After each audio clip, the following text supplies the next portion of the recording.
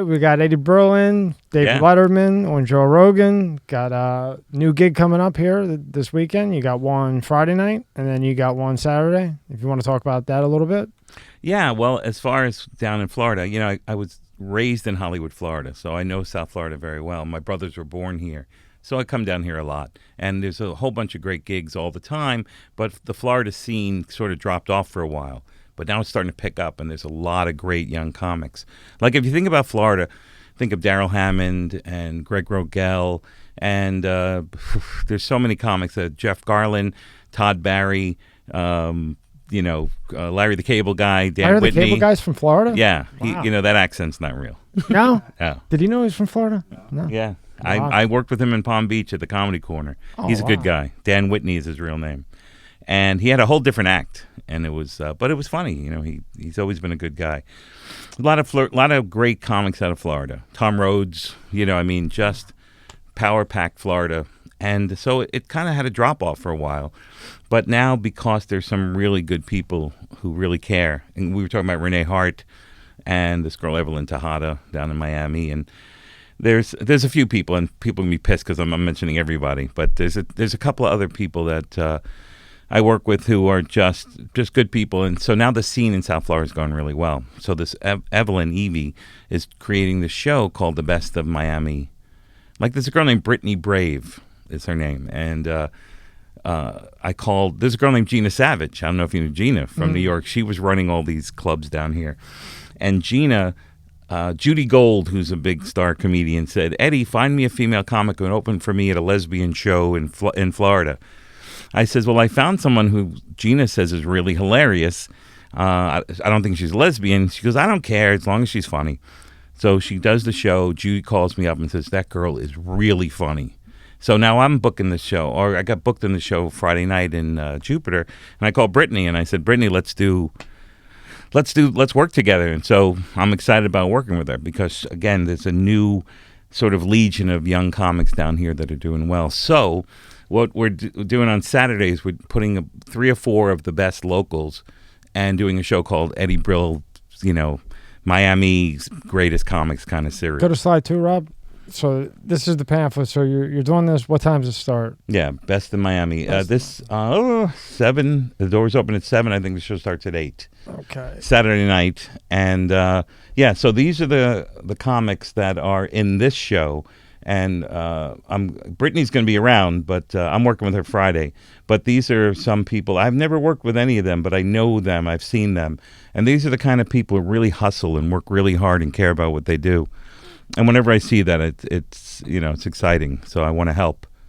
Now, when you said Florida dropped off, why do you think it dropped off? I don't know. I wish I could, like put my finger on pinpoint it, right? Yeah, there was just, it's a lot of things go in waves anyway in life. And I think in Florida there was a couple of good comics, but not that many. And a lot of people had to leave Florida to go to L.A. or New York or Austin or Seattle or Denver like that to have a better career. But now it's exciting because South Florida, which has always been the hotbed of great comics, as I mentioned earlier, there's a chance now for a lot of these people to get work, and a lot more venues are opening up and a lot more opportunities are happening. So you're going to take this show here, and then you plan to expand and tour with it, basically, right? Right. They're going to put my name on it, which I said okay, and I'll perform at the show, and I'll talk to the comics on tape and everything. That's how old I am on tape. Yeah, we're going to have an 8-track, and I'm going to chat with them. Uh-oh. No. It's all... Half the people watching probably don't even know what an 8-track is. Oh, no, they have a 1-track mind, but not an 8-track player. It's going to be digitally shot, and then these people want to do it in every city in America, every big comedy city in America. So I'm on board. Let's do it. So, and then you do a teaching class, you said. Yeah, I've been doing that for 23 years. Wow. All around the world, Australia, England, Ireland, Canada, America, wherever I can find people who speak English. And you can't teach comedy, but you can workshop it. And we've been doing that for years. Comics get together with each other, and you perform, and you give people sort of critiques, and you help yourself when you critique others. And so I've done a lot in Florida, a ton of them. Renee Hart over at the Improv gives me that great space down there, and we run a workshop, and it's hard work, and but everyone enjoys it, and people come back. I have 3 returnees already from the past. There are some people who have taken it 6 and 7 times because, you can't teach comedy. You're either funny or you're not, but you can workshop what you're doing and help people see themselves. Like, I'll give you an example. When I was working at Letterman, I was booking comedians, and I was helping them with their sets, and I was their sort of director, a director in a film, saying, okay, here's what what do you think of this idea and that stuff. But when it was my turn to do Letterman, I had to have my friends watch me and give me that kind of same critique. So it's hard to critique yourself, so we're all critiquing each other. Kind of works out nice. Now, how did you get the gig on Letterman? Did they call Sex. you? What's that? I had sex with the staff. Hey, whatever you got to do. Well, you won't. Look, I'm not proud. You won't be the first one. And what happened was I was warming up some audiences, different shows, and I moved back I was in L.A. and New York back and forth in the late '80s, and then I got a job at the Dana Carvey show, warming up the audiences, and it was just star-studded group of people, from Robert Smigel, who was the director, and Louis C.K. was a writer on the show and a producer, and Steve Carell, and Colbert, and there was a million great people, and Dana Carvey. Damn, Colbert! I didn't even know he was part of that. Yeah, it was a really smart show, and it was too smart for American television, and it didn't last very long. So, but I got to hang out with all those great people, and then Louis left.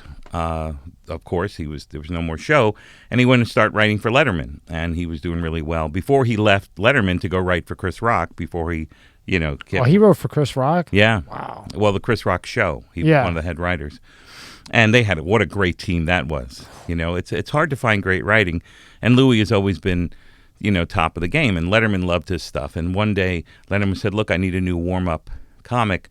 Who can you recommend?" And Louis said, "You got to use Eddie Brill. He's the guy." It was really nice. We have a clip. Can you go to 3? Okay.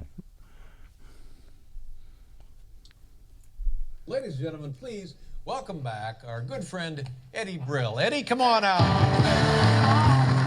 This is pretty funny, Eddie. I was laughing when I was watching. I'm glad that you were. I was in such good shape, too. Hey, buddy. Nice to see you. I'll tell you something. Can you pause it 1 second? Yeah. Growing up, There's an interesting thing about this clip. Artie Lang was also on the show. Oh, he's funny. And we've been great friends for a million years.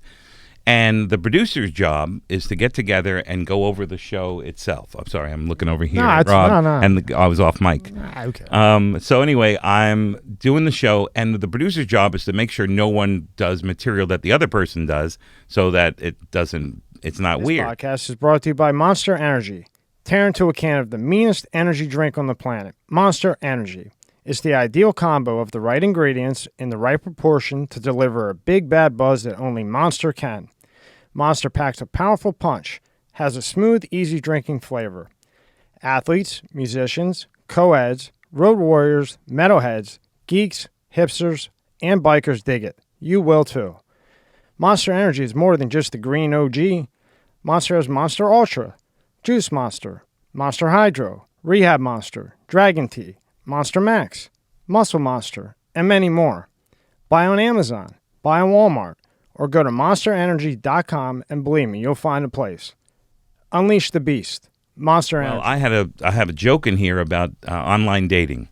Well, Artie Lang did a whole bit about online dating on the thing, and I'm watching it. I'm up in the dressing room getting ready to go, and I go, Artie's doing online dating. I was like, I hope he doesn't do any of the stuff I was doing. And it is a mistake of the producers. They're really terrific, but it was a mistake. They should have at least said, hey, there's 2 different guys doing online dating. Do another bit.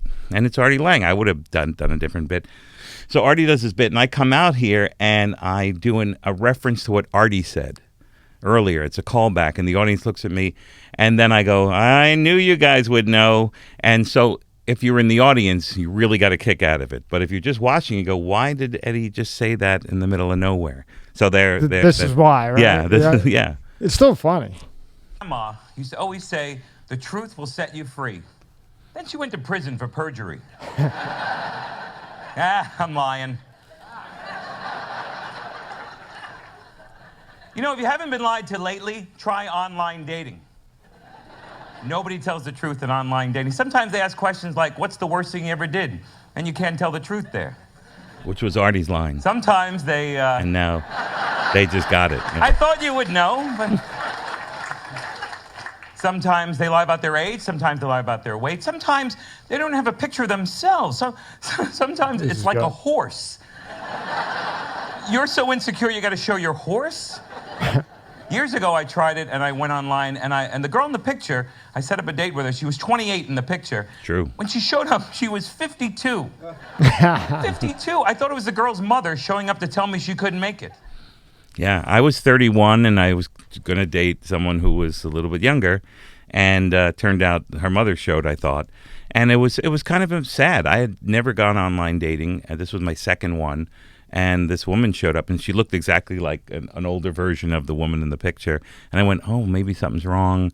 And she's being really polite and sending her mom. Well, see, nowadays you get hookers, Right. and they look like this on the internet, Right. and then they come to the door, and you open the door, and you shut the fucking door. And it's your uncle. Yeah, it's like your uncle, yeah. Or some like 9-foot guy. Yeah, you know? Billy, where you been? Yeah, hey, Billy, how are you?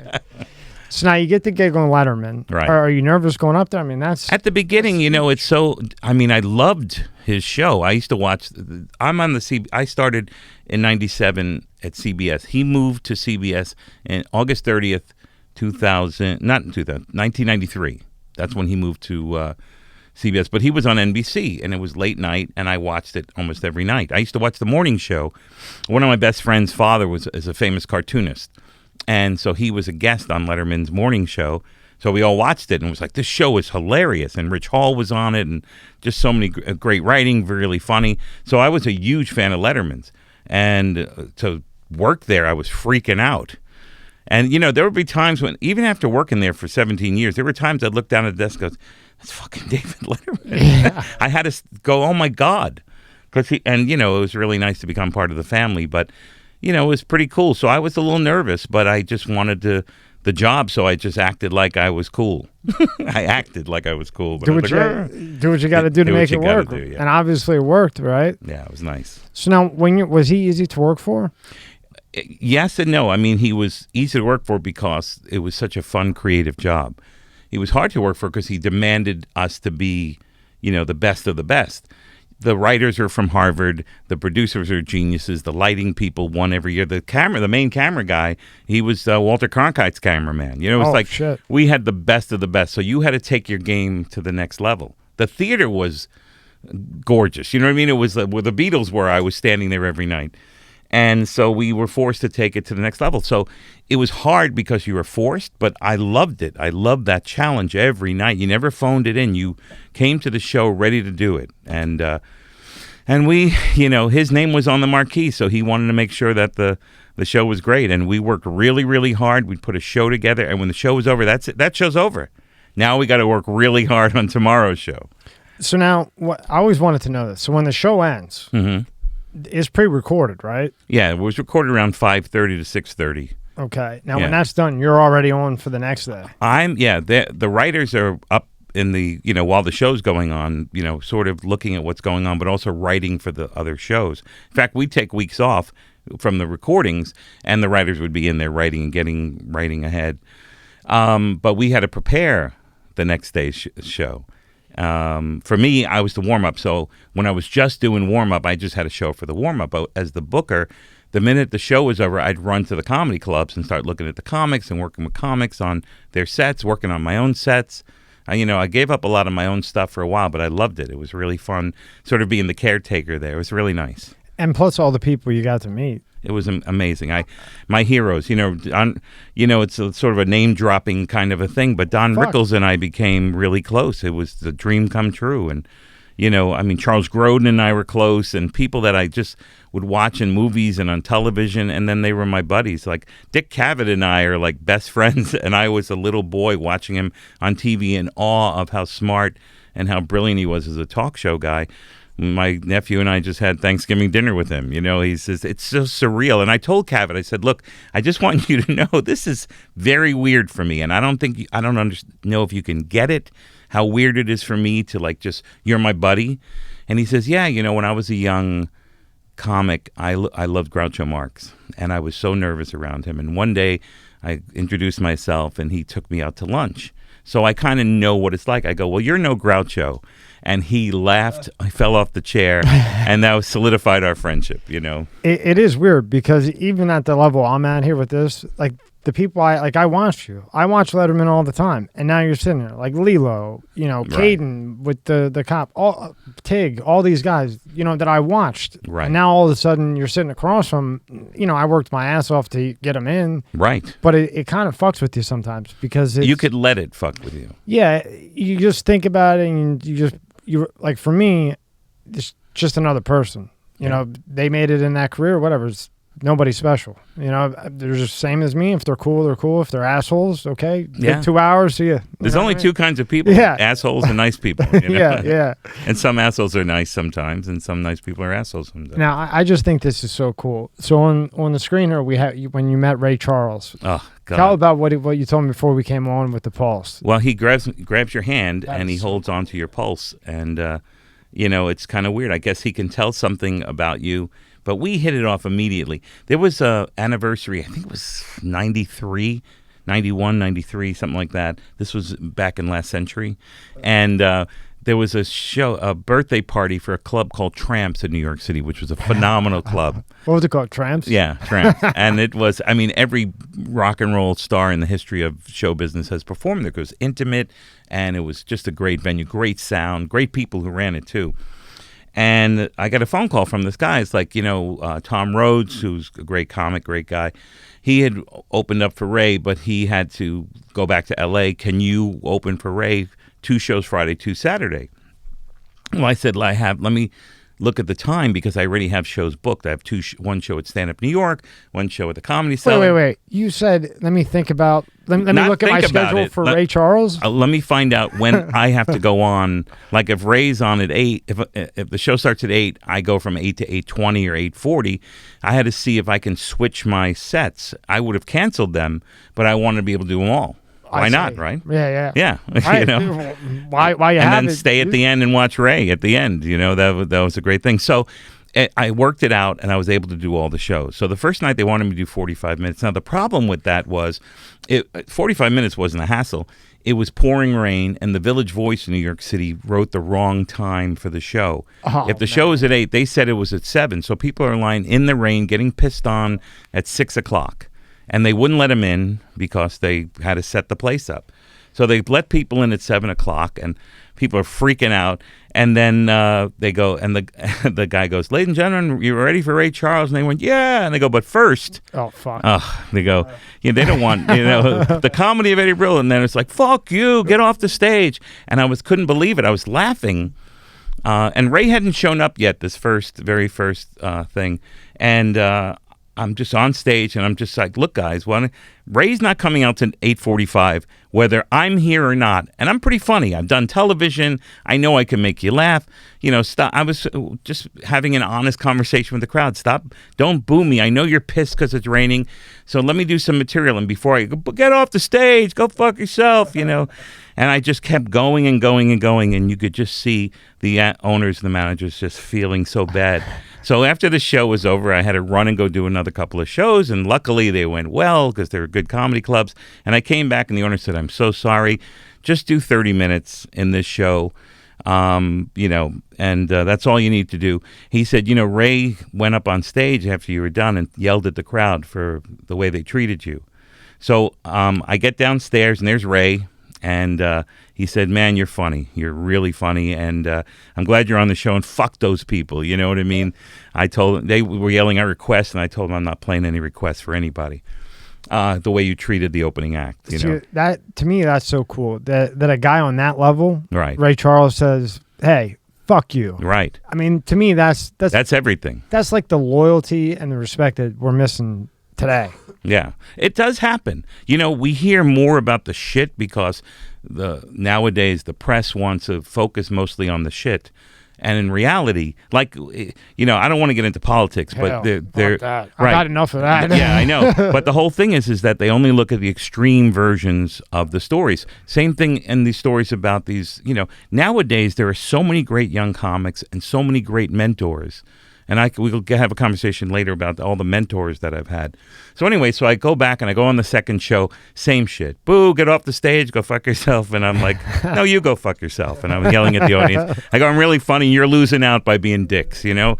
I said, look, I'm going to go on until 8:30, or it was a 10:30 show or something like that, 10. And I said, and then I'm going to watch Ray, and then I'm going home. But I'm a pretty good comic, and you guys are losers for being assholes. I know you got wet. Don't blame it on me. And I just kept going. So now the whole next day I have agita. And I'm like, oh, shit, I have to go back and do 2 more of those horrible shows. And then the 2 in between that I was doing at the other clubs. So I get to the Ray Charles show, and Ray's down there early, and we're just having a really great chat, and the band was great, and they go, we think you're funny, we're listening to your act, we're standing on the stairs, we think you're great, the way you handle the crowd is genius. And I mean, I'm like feeling, okay, I don't care what anybody thinks, I'm not here to please them. Ray Charles and the band liked what I did. So I go out to the first show, and they said, just do 20 minutes. You know, it went from 45 to 30 to 20. So I go out, and and I'm ready to like have a shield almost and a knife, you know. And I go out, and the crowd was amazing. And every joke hit, and boom, boom, boom. It was just, I couldn't have gone better. And I wish I could have done 45 now. At 20 was over, because you respect the time, you respect the show.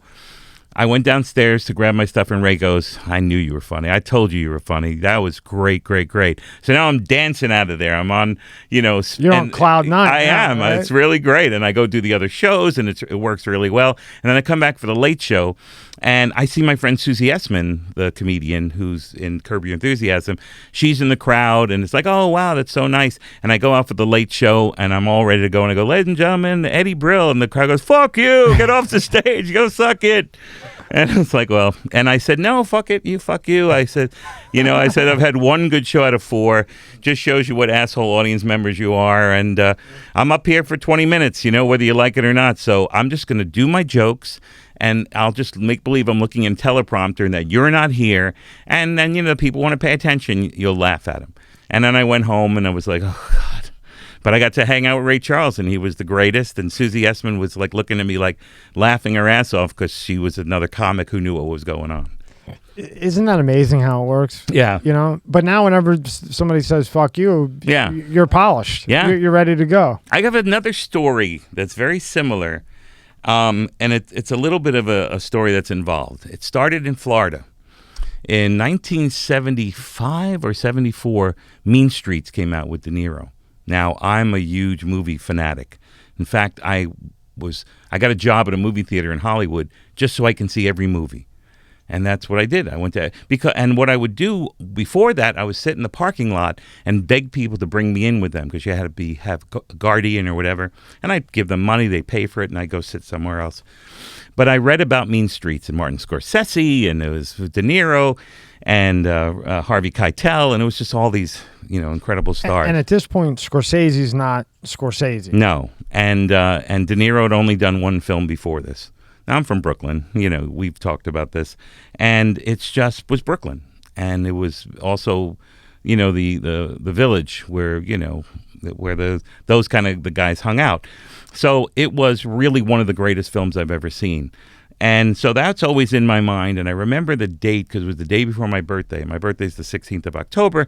I remember I bought myself a birthday present. I went to go see Mean Streets, which is still one of the greatest films of all time. October 15th, 1974, 75. Man, you got a memory like an elephant. Weirdly enough, I do. You know, that's got to be helpful with the comedy, right? It helps me with and also with the writing that I do. Yeah. And also, I do research and I look up notes.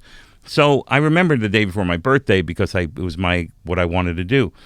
So this story is going to go a couple of places now. Sure. All right. So I never had met De Niro ever. He wasn't a guest on Letterman until many years later. And but everyone I know had met De Niro. Everyone. My brother-in-law, the deli guy. You know, it's like, how come I can't meet De Niro? I'm such a big fan, and I love his movies and Mean Streets. I want to tell him how I got into the movie, and I had never met him. So now I'm going, 9/11 happens in New York, and Dennis Leary, who was my roommate in college, he's throwing a party to raise money for the wives and the children of the 9/11 folks. And No, not to interrupt you, but just because you were there, where were you at when 9/11 happened? I was getting ready to fly to Los Angeles because I had just started working at Letterman as the booker in March of 2001. This was September. I had just come back from a gig in Hong Kong, which was amazing, one of the coolest gigs ever. And I had a tuxedo made because I was going to L.A. I was I was auditioning 31 comics because that was, to look at the L.A. best of the best of L.A. And then I was going to do, what was that show? The Bill Maher show before it was on the thing. Oh, yeah, Bill Maher, yeah. Yeah, I was doing an audition for the Bill Maher show. And then we were having a huge party that Letterman threw every year during the Emmy Awards, because the Emmys were that week. And then I was going to go to the Emmy Awards with my new tuxedo that I bought for like 7 cents in Hong Kong. You know what I mean? You hear those stories. They have these beautiful tuxedos and they're like, $12 or something. So Dennis has this, bash, and every star in the history of New York, all the Sopranos guys, everybody's there. Matt Dillon and, just all these people. And I walk in the party because it was October 15th. That's why I know the date. And I walk in the party, and there's De Niro, and he's walking out. He's talking to a couple of firemen, and he's walking out. And I don't know what to say. Okay, so now stop there. I'm going to take you back again. If you're following this, I got you. If you're not sleeping. Okay, so I get a gig. I'm in L.A. in the late 80s. Some guy comes up to me after the show at the Comedy Store and says, "You were really funny. We came to see the guy before you. Not our style. We'd like you to do the show, and it's a private party for the Shriners." You know who Shriners are? Mm-mm. There's these guys like the Elks Club, and they had like funny hats and funny hats and stuff. But they raise money for kids, and that's cool. That's for me. I do 1 million kids benefits. That's neat. So I said sure. So this was 1987 November.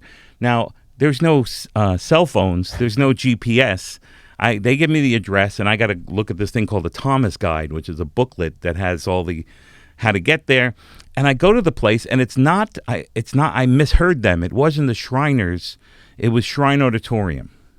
Shrine Auditorium is an 8,800 seat theater where they do the Academy Awards. So I show up, and I think I'm in the wrong place. I go, my name is Eddie Brill. And they go, Mr. Brill, follow us. Mr. Brill. I had never been. You're like, what the fuck? Yeah, it's like, hey. So I get to the thing, and they bring me up the stairs to my dressing room. My apartment's the size of a dressing room. And I go there, and I'm passing the other dressing rooms. And it's the Shirelles, and it was I can't remember this other group. And it was Jerry Lee Lewis. It was Jimmy Stewart, the actor, and it was just these and Eddie Brill. It's like, what am I doing here? Did they have a little plate for you with all red M&Ms and all blue and all? I wasn't that cool back then. I didn't know. I'm still not cool. A friend of mine knows Mariah Carey. Oh, right. And he said that everything has to be perfect, like red gummies. Red oh M&Ms, my God. like all fucking crazy and shit. Yeah, I mean that kind of stuff is ridiculous. Yeah, but some people act like divas and they think that's cool. I don't. What makes you? It makes you uncool. So I go. I open the door in my dressing room, and I'm shit myself. I'm like, what am I doing here? And is this a joke? I think it has to be the Coasters were the other band from the '60s that were there. And so there's a piece of paper in it, and it's the order of the show. And I'm following Jimmy Stewart. It's like, what does he do? So the stage manager comes in and he goes, yeah, thanks for coming here. I said, what am I doing here? He said, well, Joey Bishop got sick and he was supposed to be on, and Joey Bishop's from the Rat Pack from the Sinatra days. And I go, are you kidding me? One ridiculous. He says, yeah, and they said they heard you at the comedy club, and we're excited to have you here. And I go, what does Jimmy Stewart do? Well, he reads poetry. He's famous for his poetry. I'm like, oh God. So I go downstairs. It's about my time to go on. I have to do like 15 minutes. And luckily, the MC of the show was a kid I knew, and he said, look, Eddie, I'll give you one hint. It's a big room, 8,800 people, packed. You do your jokes, but take your time. Let the joke go to the back of the room and come back, because you don't want to rush through it, which was great advice. So there's Jimmy. For people that don't know, that means like you say the joke and pause, and let it hit all the way, right? Like, anyway, I was walking down the street, and a guy comes up to me, that kind of extra pause. So Jimmy Stewart's on stage, and he's Jimmy Stewart. And he's all beautiful flowers and the trees, and he's reading his poetry and the mountains. And I was like, had a little bit of a chub, it's like fucking Jimmy Stewart. So they tell me, look, the minute he's done, start walking out there, because the stage is so big. By the time you get out there, I mean, you better start walking. So I'm start to walk, and there's Jimmy Stewart, and he looks at me like and gives me a head nod. And I do the same thing. And I'm like, oh my God. And luckily I had a very good set. And it was great. And then I finished my set. I walk off the side, and there's Jimmy Stewart, and he's sitting there, and he goes, very funny, Eddie. I was like, I wish I had friends with me. Luckily I knew the guy who could back me up on the story. And then Jerry Lee Lewis goes, you're funny, son. Can I take my picture with you? And I'm like, holy shit. So I take the picture, and it's really great. And I remember the head nod and all that. Then I go later that night. I had a slot at the Comedy Store at like 1 o'clock, and the crowd's yelling, oh, you suck, fuck you. And I'm like, no, I don't. I just worked with Jimmy Stewart, and I fucking crush. You suck, and you're drunk. Go fuck yourself. That happened. So now back to the De Niro thing. So De Niro's walking out. I'm kind of nervous. I'm freaking out. There's De Niro. I've always wanted to meet him. So I don't know what to do. And I remember the Jimmy Stewart moment. So he walks by, and I do a head nod. And then De Niro looks at me, and he just hugs me and holds on with the best hug I've ever gotten in my entire life. The longest, best hug. And all my best friends are in the back of the room looking at me like their mouths dropped, because it was like, what is De Niro hug? I mean, everybody kind of stopped, and we're looking, who's this guy, De Niro? And he's hugging me, and then he's, and then he leaves, and everyone's looking at me. And I think he thinks I was, somebody else. I don't know. Don't tell anybody. I don't know, but who knows? But it was so good, especially in 9/11. This was October 15th, I told you.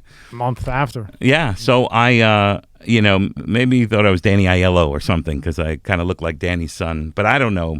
Anyway, I walk around the party, and my friends go, how do you know De Niro? I go, I don't know him. He says, you were fucking him on the dance floor. What do you mean you don't know him? I said, I think he thinks I was somebody else or whatever. And all night long, people are like, there's the guy who knows De Niro. You can hear there's the guy who knows De Niro. And I guess they did somebody had to have they made one guy go up to ask me who I was. And it was Clarence Williams III, who was in the Mod Squad. He was the black guy in the Mod Squad. And he comes up to me at the bar, and I know he's going to ask. And, so he's like, hey, how you doing? I go, I'm pretty good. How you doing? I really loved the Mod Squad. It was really great when I was a kid. And he goes, so how do you know De Niro? And I went, Mean Streets. Because it's true. It's true. It's true. And then now everyone thinks I was in Mean Streets, and the whole party, everyone's my best friend. It was really great. And the reason why I put these three stories together is because it's that same thing of, recognizing people for who they are, and also appreciating people for who they are, and then also knowing that your ego you could never hold on to a show that's so good, because later on that night you might get an audience that's going to hate you. And what you have to learn from that is you have to learn that you're not here to really please everybody, because you'll get exhausted trying to do that. If you please yourself in a way that you're doing what you love, there'll be people who'll be pleased, and that's great. And the ones who don't, who cares?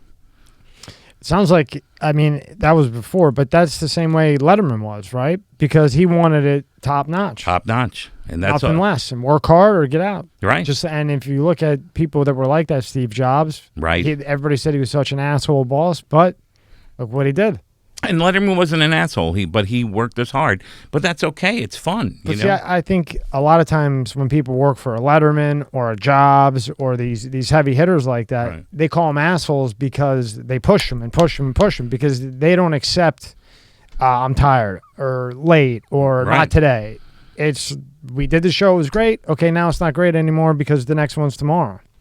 You're right. I was at Letterman for 17 years. For 14 years in a row, I didn't take one day off. He said to me, Eddie, I had taken a week off early on, and he said, Eddie, I don't want you to leave. I want you to be here. He said, when I come out on stage, the best compliment I've ever gotten from him, I want Paul Schaefer on my right, I want you on my left. And that's all I want. That's all I ask. I'm going to give you a little extra bonus. You don't have, but I don't want you to we have enough days off. I want you here. And it was, so great that he said that. So I was there every day. And I didn't take a day off for 14 years. I went there when I had laryngitis. I talked to the audience like this. I said, look, I have laryngitis. And I had a bottle of Chloraseptic in my pocket. I'm spraying myself. And he appreciated it because You showed up? I showed up and I did the job. And the audience laughed because I made it funny despite it being shitty. And I, broke my throat. But, Because he did, 5 days a week, right? Well, we recorded 4 days a week. We did double tapings on either Monday or Thursday. Oh, so you had a long weekend every week. Long weekend, and I ran off to comedy clubs every weekend somewhere in the world. And we had all those shows have 10 weeks off during the year. And that's so the shows can get the writers together and just start building up new material for the next couple of weeks. What do you think makes the comedy club so powerful?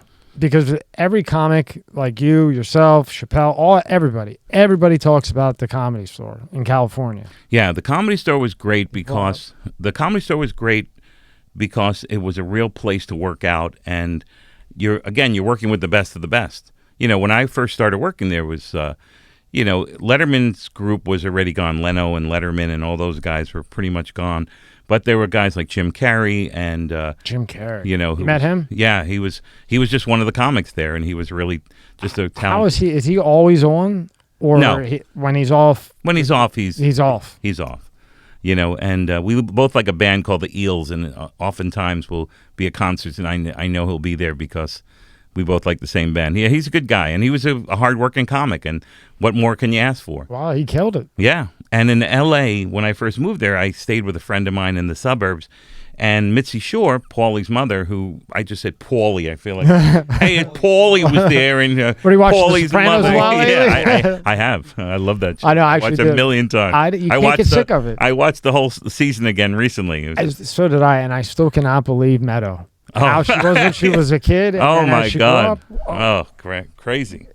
But Paulie Shore's mother was running the place. And another funny guy. Yeah, all of us took turns babysitting him because it's a family there. Yeah. And Louis Anderson was there, and Roseanne was there, and it was just Roseanne everybody. Maher. Yeah, and my mom loved her, and she was hilarious always. And so many great comics were there, and so many people who became mentors to me as a comic. And Mitzi said to me, "Where you living?" And I said, "I'm living out in Glendale with a friend of mine, and it's a pain in the ass." She goes, "Well, you know what? My daughter lives in the house behind the building, and there's a basement down there, and why don't you crash there and live there for a while?" It was fantastic. So the Comedy Store was my living room. So I'd be in the basement. There's another guy down there named Tom. You met everybody then. Yeah. Everybody. Everybody goes through there. Yeah. It was pretty great. Looks like they're open again. What's that? It looks like they're on. I didn't think they were back open again. Yeah, they're back doing shows. Wow. Pretty great. So I had a great. Oh, I've been hearing. I gotta check that place out. There was one comedian, Robert Schimmel, who was one of my favorite comedians in the world. And I was at the Comedy Store, and I'm flirting with this girl. And I'm like, yay, and it's going really well. And I'm thinking, oh, this is going to be great. And all of a sudden they go, "Ladies and gentlemen, Robert Schimmel." And I go, "Excuse me, I want to watch this guy." And she goes, "That's my brother." And I was like, "Oh, my God, can you introduce me?" Like I lost interest in her, and I wanted to meet her brother. So I met her brother, and we became like best friends. And then he put me up where he lived, and we traveled the whole country together. Out of all these people that you saw at the Comedy Store, who made it that you thought never would make it? And I don't mean that negatively. I mean positively. Like you thought maybe they were okay, but they're not going to get there. And now they became huge. It's a very good question. It's hard to see that because mostly the people who you had to work your ass off. You're following the greatest comics in the world every night. There's a list of 20 comics or 16 comics, and everybody's phenomenal. So you're forced to take your game to the next level. Just another thing, one night there's the main room, there's 3 rooms in the Comedy Store. The main room is a huge room, and there's the original room, which is the main place that most of the comics work. The main room's like if you're a big star, or Mitzi used to let some of us youngsters go in there. And then the belly room, which was the little tiny room upstairs. So one night I got my first main room gig, and I was really excited. And you would split the door with Mitzi in the main room, so you would make money. Because in those days, you're making $25 a spot. this was a night you can make $300-400. And in those days, I had no money. Luckily, I was living at the Comedy Store, so I didn't really need money for rent. You had it made, Eddie. Yeah, it was pretty good. And a friend of mine was lending me her car. And it was a really nice car. People thought I was rich because I had this really nice Chrysler Baron convertible. Meanwhile, you're in the basement. I'm in the basement, counting pennies so I can run to the store and get a falafel. Fake it to make it. I did. Do what you got to do. You and me both. Yeah. And so, it was a situation where I was kind of freaked out when I saw the lineup. It was Roseanne, Yakov Smirnoff, Louis Anderson, Paul Mooney. It was just everybody was a big star on television. Everyone had their own sitcoms, and Eddie Brill. And she just did that. She did that every once in a while to some of us young comics and gave us, a little kick in the ass. Right, which was so appreciated, and so we all loved her for it. And I was going to leave because I was too freaked out. How am I going to follow these people? So I called a friend of mine in New York, and she said to me, they don't know that you're not a star. So act like you're a star, act like you're great, and they'll probably go, how come we don't know this guy? And I was going to walk away. I really was, which would have been a horrible, stupid move on my part. But I went out there and I acted like I was, and I followed Paul Mooney, who did all these jokes about how white people suck. So I came out and I was like, fuck white people. And the crowd went nuts, and then I just did one joke after another like I was just a regular comic. And the audience was, liked it. And then I walked off and I called my friend and I go, thank you for that advice. You saved my ass.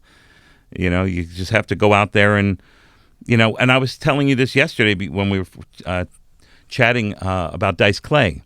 Dice Clay's from Brooklyn. I'm from Brooklyn. I love Dice Clay. His grandmother and my mother were really close friends. Down in my mom used to work at the bingo hall in North Miami, and so Andrew Silverstein is Dice's real name, and his grandmother said to my mother, my Andrew's a comedian, and my mother's like, oh yeah, well my Eddie's a comedian, and it turned out that we knew each other. I have a son who's a comedian, and that's another whole other story, and I'll tell you that story. But when my son was starting out, he had met Dice's kids, and they loved my son, and my son loved them. And Dice was really excited and treated my son like gold. And when Dice would travel with his kids, he'd fly my son with them. That's cool. Yeah, he would pay for his hotel, his flight, and everything. He's just a good guy. To me, that's a real friend. Yeah. Forget who he is. That's just a good friend. He was a great person. He met my father once at some club in the mountains of New York, and my father said, I don't know if you know my son. He's a comedian, Eddie Brill. He goes, Eddie Brill, I fucking love that guy. He said... you sound pretty much like him. Yeah, he said, what Eddie doesn't know is that when I travel, I go under the name Eddie Brill at hotels. Because I love the name. I just love the name, and I don't want to put my name so that people bother me, and so he does that. So Dice was a power rocket. Powerhouse. And so he'd come in the Comedy Store, and everyone would be like, oh, please don't don't go on before. Don't, because, there's a list of comics, and then like if Richard Pryor walked in, he goes on. If Dice walks in, he goes on. If Roseanne walks in, they don't have to be lit. They go on. I'm going next. And that's just that they earned it, and they're going to go on. So no one wanted to follow Dice. And I was talking to him, and he goes, no one wants me to go on before them. And what was interesting, at the Comedy Store, they had a piano player. Now, when you would look at the list and you'd see who was on before you and who was on after you. And it was called Piggyback. And so the comic who was on before me goes, what's your intro? And, oh, you might have seen this guy on this show. And then they bring me up. I go, and then I know the intro for the next comedian. When a famous star came in, they'd finish their show and they'd put the mic in the stand and they'd walk off because they didn't look at the list. And the piano player would la la la la la la la la la. That was Dice Clay, and now here's Eddie Brill. So I told Dice, I said, look, I want the work. I wanted to follow you. So go on. When you see my name on the list, you go on before me. You make me work. So I go on, and it's hard because they're still laughing at Dice. They still can't believe that he's in person and that he's shocking them and all this stuff. And what Dice did, what nobody else did, is he, instead of just walking off the stage, he put the mic in the stand. He said, ladies and gentlemen, this next guy's my friend. He's really funny. I hope you like him. And so it made it easier for me to follow him. Yeah, it gave you that cushion walking out there, right? Yeah. So I really appreciate him. Who was the toughest person to follow that you have ever had to follow? Dice. That was the toughest one? Probably, yeah. Who else? It's hard to say. I mean, you learn how to just not think of who you're following. The thing you learn is how to do the rhythm. Like if someone else on before me is really high energy, and I'd come out like, hey, everybody, and I'd bring it down to my level eventually. If I followed someone who was like mellow, like Stephen Wright, and talk like this, and I'd come out, hey, everybody, how you doing? And then I'd get it up, and I'd move it to this place, and then I'd be back to who I was. So the transition for the audience is more easy, right? Yeah, and it's a thing you learn. You can't. The only way you can learn comedy is stage time, and so I learned that from being on stage. And then I wanted to ad lib a lot. And Taylor Negron, I don't know who that guy is. He's an actor who was in a million movies. He had this very funny joke about an area rug. This Iranian guy pronounced it area rug. I want an area rug. But if you get to look up him, he was very good to me. He was an ad libber. He would play and just be so brilliant. And I said to him, I think you're amazing. How do you do that? And he says, well, I just go out there and I let myself be loose, and I don't think too much, and I just let it come from the gut, and I just start talking, and I, chat with some audience members, and then I just find this energy. And he gave me all this great advice, and then he would watch me and help me. And then John Mendoza, who's a great comedian from that era, he took me on the road with him and was giving me advice all the time. And all of these people were amazing to me, and I vowed to be that guy for all the young comedians. Like so you took a little bit from this guy, a little bit from that guy, and then you became the Eddie Brill. What I learned from them is to be completely Eddie Brill and not be somebody other than myself, which was really the key. Because then you're just faking it, and you're not really you. And then how can you really perfect not you? Comedy's about authenticity, right? Not everybody, but but there's a vulnerability in comedy that is powerful. And if you like Bill Burr, for instance, a great comedian, and early on, every joke of his, everybody sucked but him, and it's not compelling, and he was brilliant. And then all of a sudden, he started to let it come back and bite him in the ass every once in a while, and it just made him 10 billion trillion million times better and funnier and human. When I would watch you guys, like an hour set, I would think in my mind there has to be a teleprompter somewhere. Because I watch a lot of comedy shows, especially now, like on Netflix and stuff like that. And I mean, how do you go an hour and 15 minutes and remember all that? I mean, I know I know you work it a lot before, but was there ever that moment where you got stuck and forgot something and you just had to switch it up? Yeah, you do it on the spot. Because there's two sides of your brain working. One side of your brain is doing the act, and the other side is getting ready. What am I going to do next? See, that's why, like you were saying last time when we were talking, and a little bit before we came on, you have to constantly polish yourself. Yes. And I've seen a lot of very, very talented comedians that they don't polish. They're good, they have it, they'll do 2 or 3 gigs, maybe they'll do a bunch for 3 months, and then they stop, and then they don't do it again for another 3 months, and then try to come back while whoever their competition is, friend is, or whatever, they're still working the little dive bars trying to clean it up. I know before Chappelle went on this last run, he was going to the dive bars of dive bars. Yeah, that's the way to do it. For that. I used to average between 500 and 600 shows a year. Wow. Before I worked at Letterman, 500, 600. Because on New York, there were so many comedy clubs. You can do 7 on a Saturday and 6 on a Friday. Wow. And you just go out there and you write a joke during the day, and then each show you try and add, subtract. By the end of the night, you got a new joke, or you have something you can throw away or something you can put on the side to come back to later. So, I just loved it. And I was at Caroline's 200. I did 200 sets one year just at Caroline's. Wow. That's a lot of shit. Yeah, but that's how, you got to be dedicated. You got to love it.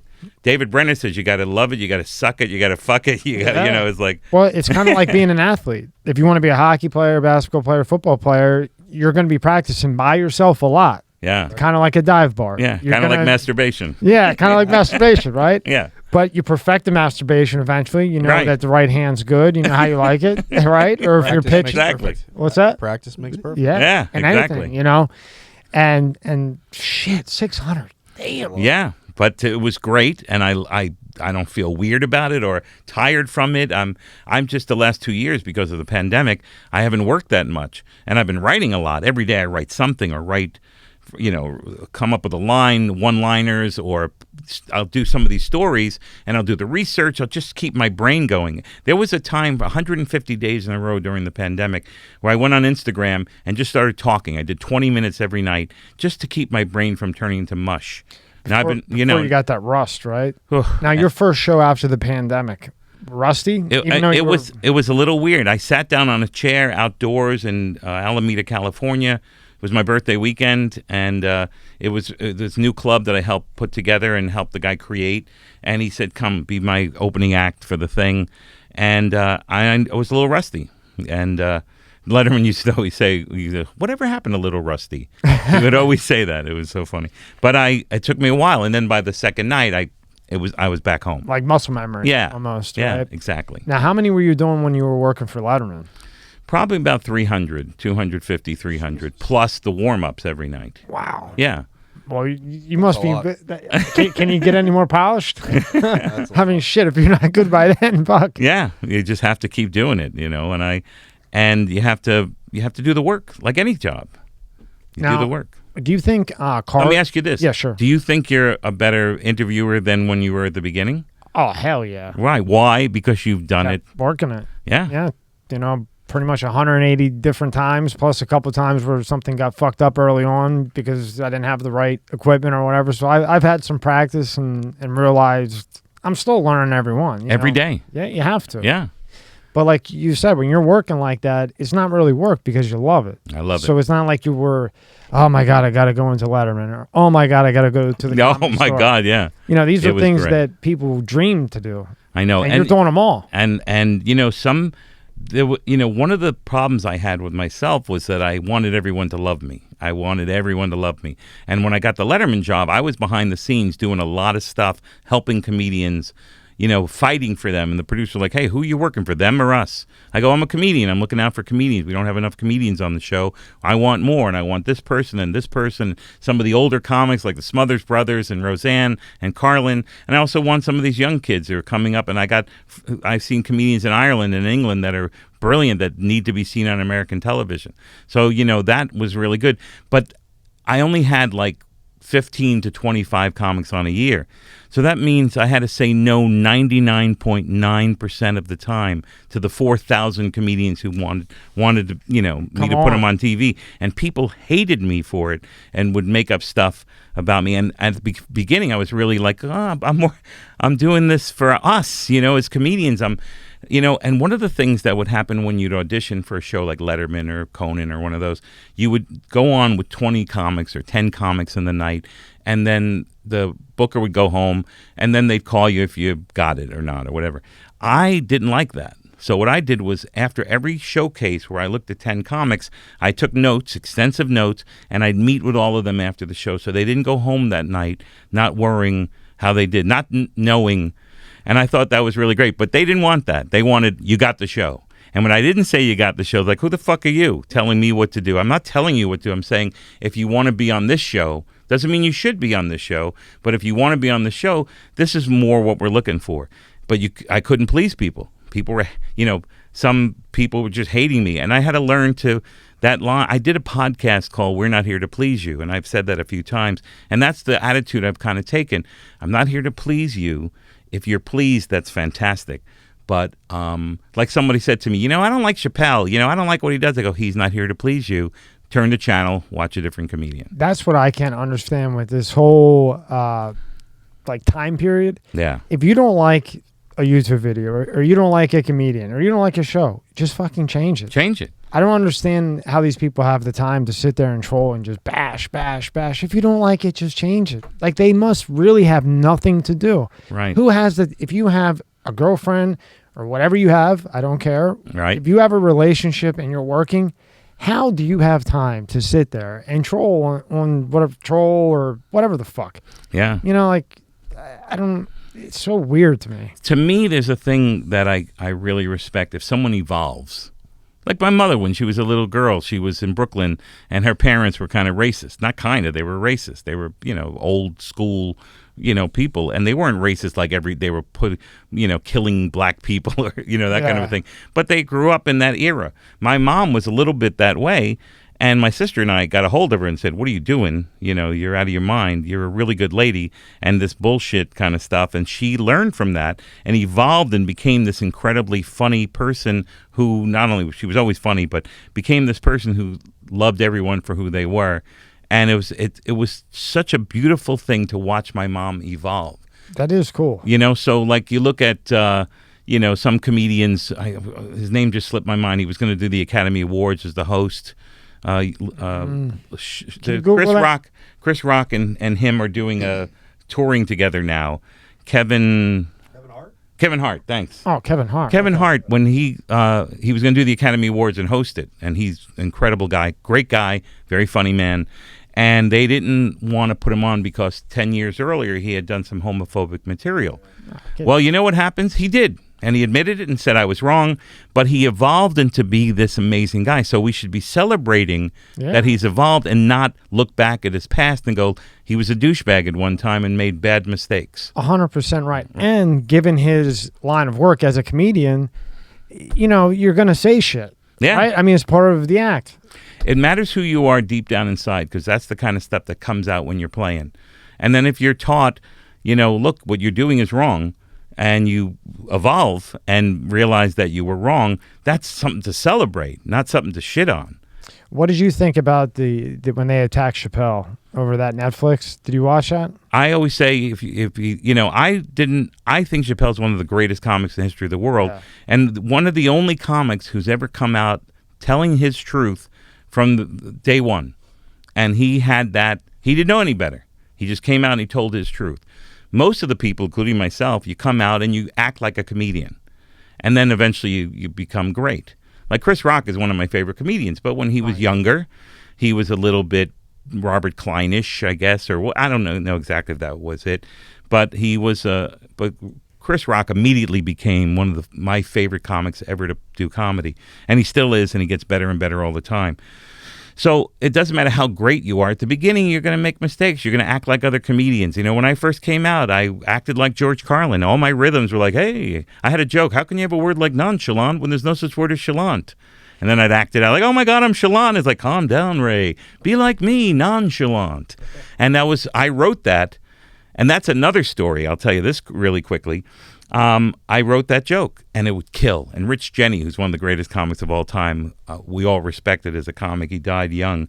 He said, at Brill, I love that joke. You know, nonchalant. He'd always say that to me. So I had done the TV show Star Search, and I had included Star Search. Holy hell, that brings back memories. I remember that when I was a kid. Yeah, 1986. Star Search, holy shit. So I do the joke, and it gets a nice laugh. And then some guy, it airs in the beginning of 1987, and some comedian comes up, you're doing George Carlin's nonchalant bit. I go, no, I'm not. I wrote that. I know everything he does. I've never heard it. They go, he does it. And so I took it out of my act. I hated it, but I took it out of my act. And then years later, I was working at Bally's in Las Vegas. Me and Robert Schimmel were doing the comedy room, and George Carlin was doing the big theater. So I'm walking around the lobby of the casino, and there's Carlin. He's on the slot machine. So I wait for him to be done, and I go up to him, and I introduce myself. My name's Eddie Brill. I'm a comedian, and you're my hero. You're the reason why I do comedy. And I just want to tell you that I did this joke on TV, and people said it was your joke, and I got rid of it immediately because I don't want anyone to think I would steal material ever. And he goes, well, first of all, you're smart for getting rid of it because people are going to think you stole it from me because I've done it already and I've done it a bunch. And he said, but the truth is that someone gave it to me. And I thought it was great, and I started doing it. And he says, can I shake your hand? Because I want to shake the hand of the guy who wrote that really great joke, you know? And Carlin was the biggest there was at the time, right? Yeah. So that you know, there's a few Carlin stories where he told other people how he thought I was really, really funny, which, you know, is I don't care. You can boo me, you can hate me, you can whatever. George Carlin thought I was funny, and he told a lot of people, you know, and which was really great. But that was great to, you know, and then Carlin died in 2008. And what did he die from? Heart attack. He had a heart attack when he was at the LA Dodger game. It was the Mets and the Dodgers. Oh, fuck. And but then he got better, and then he had the heart thing again.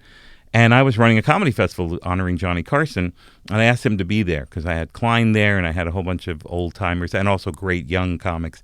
And he said, I'd love to do it, but I can't tell you right now what's going on, but I'll do it next year. And then he had died the weekend of the festival. But I guess he knew he wasn't feeling really well. Now, who do you think, like in your time when you're, you know, starting your comedy, like now, I think Rogan's probably the biggest there is right now with the podcasting. The podcast makes him big, but he was a great comic back in the day. But he was a good actor. But I think Stern paved the way for all of this. Yeah. All of this shit was Stern. Who do you think was that in comedy? Pryor, Carlin? I'd say Pryor and Carlin, and then the other category would be Lily Tomlin and Jonathan Winters. Jonathan Winters, I've watched. Yeah. It was interesting because Letterman would do the warm-up after, when we were done, me out there at the beginning, and then the band would come out. Then Dave would have the crowd for a few minutes, 3 minutes, and he would take questions. And someone yelled out, "Who's your favorite stand-up?" And I thought, wow, I've never asked him that. I'm really excited for the answer. And without missing a beat, he said, Jonathan Winters. Damn, just like that. Yeah, he loved him. And he's one of the greatest ever. How big was Johnny Carson? Because I was just born right around when, I think he was, when did he go off air? Well, he left in 93. That's because, Yeah. Do you think he was the biggest ever? Ever. By far, right? There were great people. Steve Allen before him was a champion, and Jack Parr, and all those older guys who really started it. I don't know if there's a few people who had shows. I guess Jack Parr and Steve Allen were the early ones, but then there were, I can't think of the guy's name. Damn it.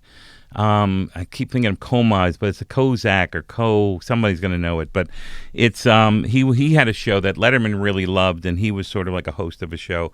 And Joan Rivers was a very good host of a show. Joan Rivers, and she was great. And there was Mike Douglas and Merv Griffin and all these people, but they all followed the great Steve Allen, Jack Parr. When Johnny came in, he was the guy. And what do you think it was about Johnny that just made him Johnny Carson? The Midwest. The Midwest? I think that he was down to earth.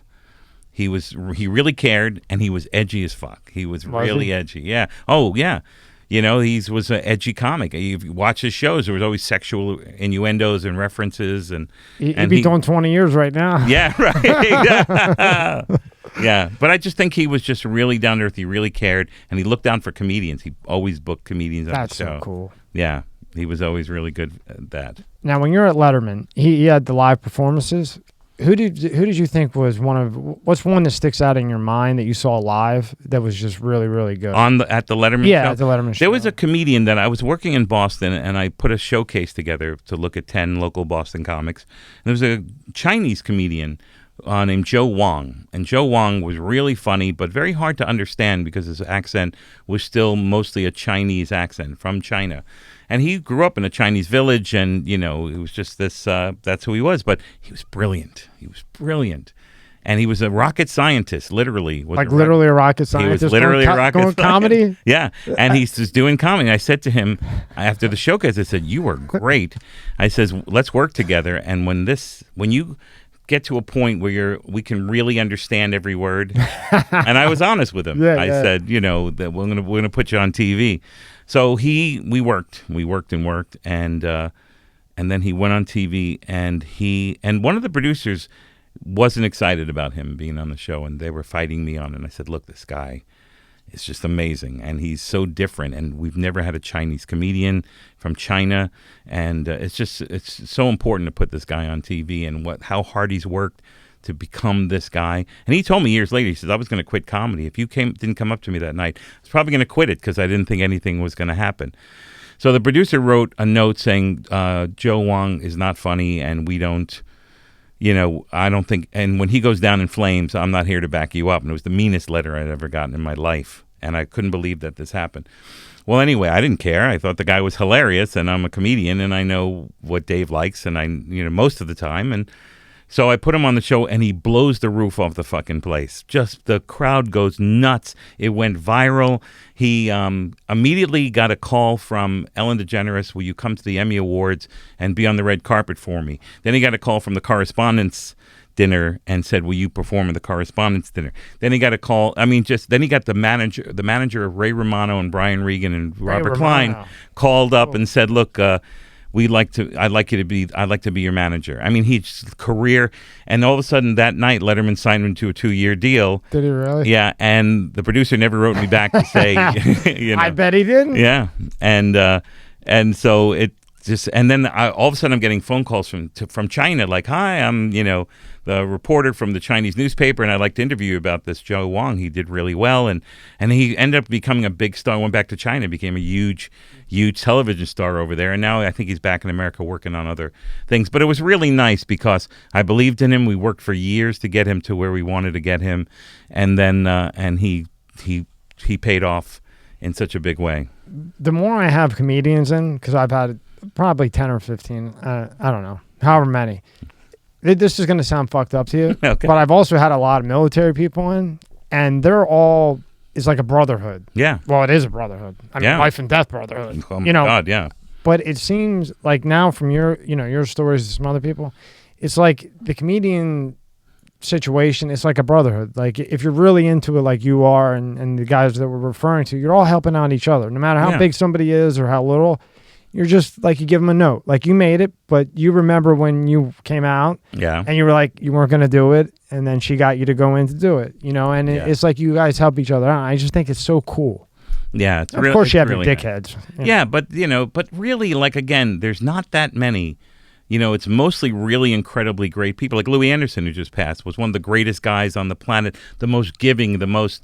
one time I got an airplane ticket in the mail, and then it was from Louis Anderson. I go, Louis, why an airplane ticket? He says, well, Eddie, I just did a gig for Northwest Airlines, and they gave me 10 free tickets, and I get paid, all my flights are paid for. So I picked 10 of my friends, and I send them It's tickets. so fucking cool. Yeah. It was Because just... technically you guys are competing against each other. In a sense, but you don't. I only compete against me. Yeah. No, that's what I mean. I think it's so cool, Yeah, and one of the big mistakes that the industry makes is they think when you get older, you're washed up. But comedy's the one business. The older you get, the better you get. You have more life experience. You have more stage time. That's why Milton Berle and Phyllis Diller and, these people live to their 90s and 100. Don Rickles, all these people. Comedy, you get better and better the older you get. I'm 63 right now on this very taping, and I'm 10 times better than I was when I was 53, and I was pretty good then. Cash App. Go to cash.app. Cash App, the easiest way to send money, spend money, save money, and buy cryptocurrency.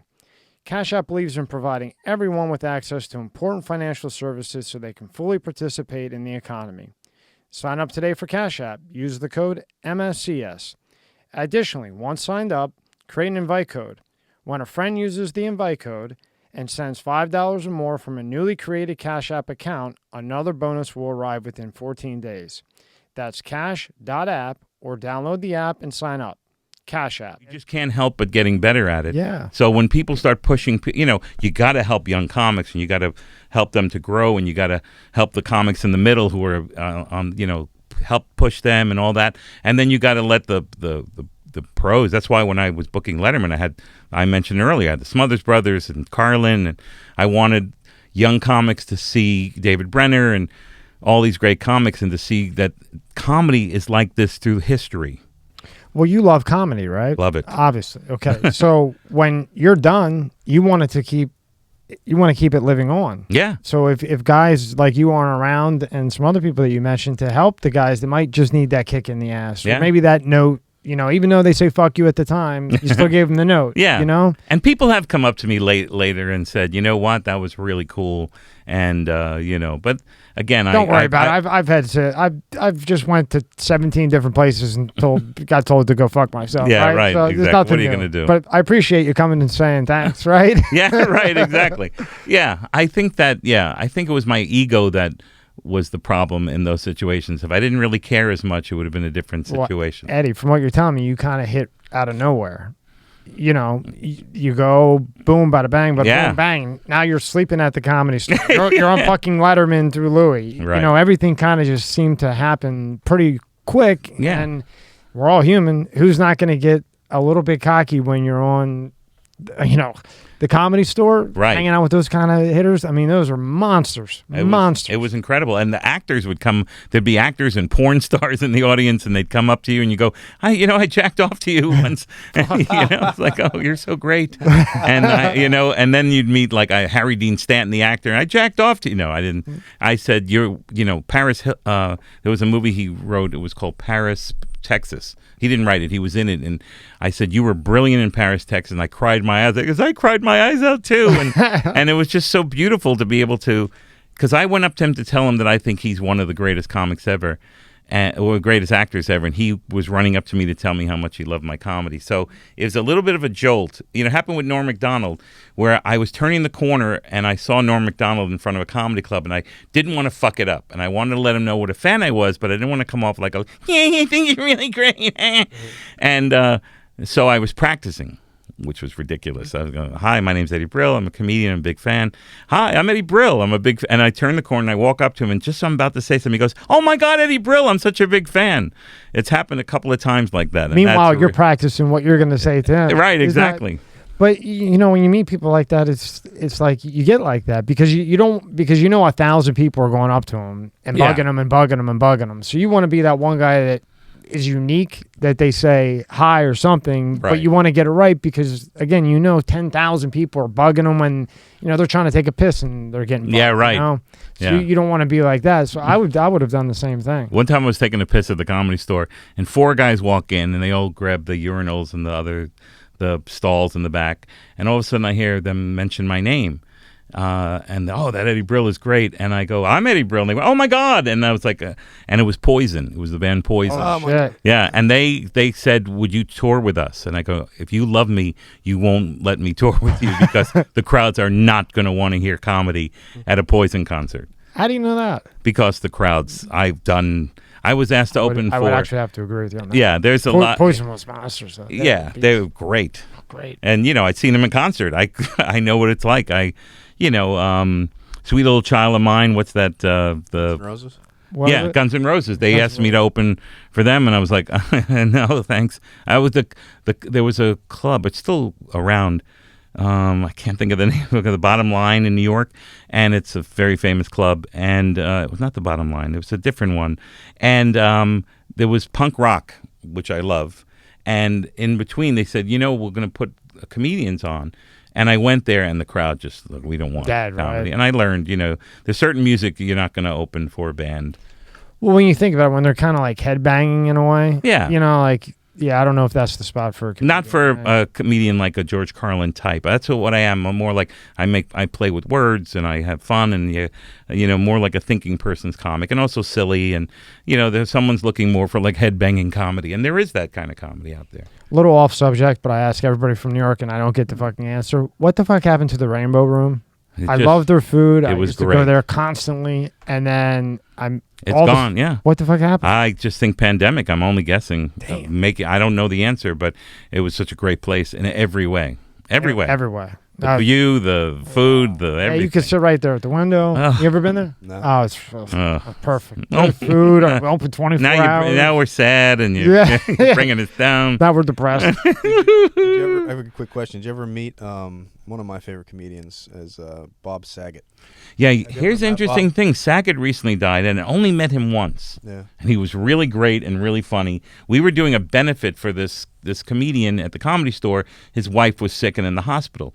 So Mitzi Shore put together a whole list of comedians that were just, we're all going to do 10 minutes, and we're doing it for nothing. And it's an earlier show before the regular, this was a 6 o'clock show, and the 8 o'clock was the regular show. So Saget was first and I was second. So I had never met him, and I wanted to go there a little earlier. And I got there a little early, and he was backstage by himself. And I said, hi, I just wanted to meet you. And we were laughing and having a nice time. And no one showed. I mean, there's like 6 people showed. And the main room at the Comedy Store is like 500 seats or something. So they canceled the show, which was sad. And then so then he was just so funny going, well, I guess, no one really liked his wife, and he just kept saying, the most darkest things that you would say in those situations. We were laughing our asses off. And then I said, well, it was nice to meet you. And that's the only time I ever talked to him. And I'm bummed out because everyone loves him and everyone said he's one of the greatest guys. You just can't, I guess, just didn't work out with Saget. Yeah, I met him twice. Always nice. Nicest guy in the world. And I saw his stand-up twice. Raunchy, dirty. He always starts it off with Full House, and he's like, this isn't the Danny Tanner from Full House. And he warns people before, but yeah. Even if I never met him, and I only met him that very short time, just the love that was outpouring when he had passed away, you just knew that he's one of the greatest guys ever. Wasn't he on Letterman? I was. What's weird? He was only on once in the time I was there. Damn, I would have thought he would have been on more. He was on in the older days, the NBC days. NBC days. He was on a lot, but when I was there, he was only on once. And when he was on, I was like, oh wow, he's never been on. It was in this time, or That whole situation with him's kind of fucked up. yeah, Yeah, it's weird. yeah. At first it was whatever. The last I heard, it was he slipped and fell, hit his head, and went to bed and So passed strange. away. It's So just, Yeah. strange, yeah. you know, so you slip and hit your head that hard, but you make it to the bed. I mean, do you think I it don't- went down that way? You know, it's hard to make assumptions. I try 'cause not you to. don't know. Yeah, and then you start the whole fight, the whole. We go down a yeah, rabbit- the- go down then a you rabbit get hole. yeah. Right. Okay. Yeah. Yep.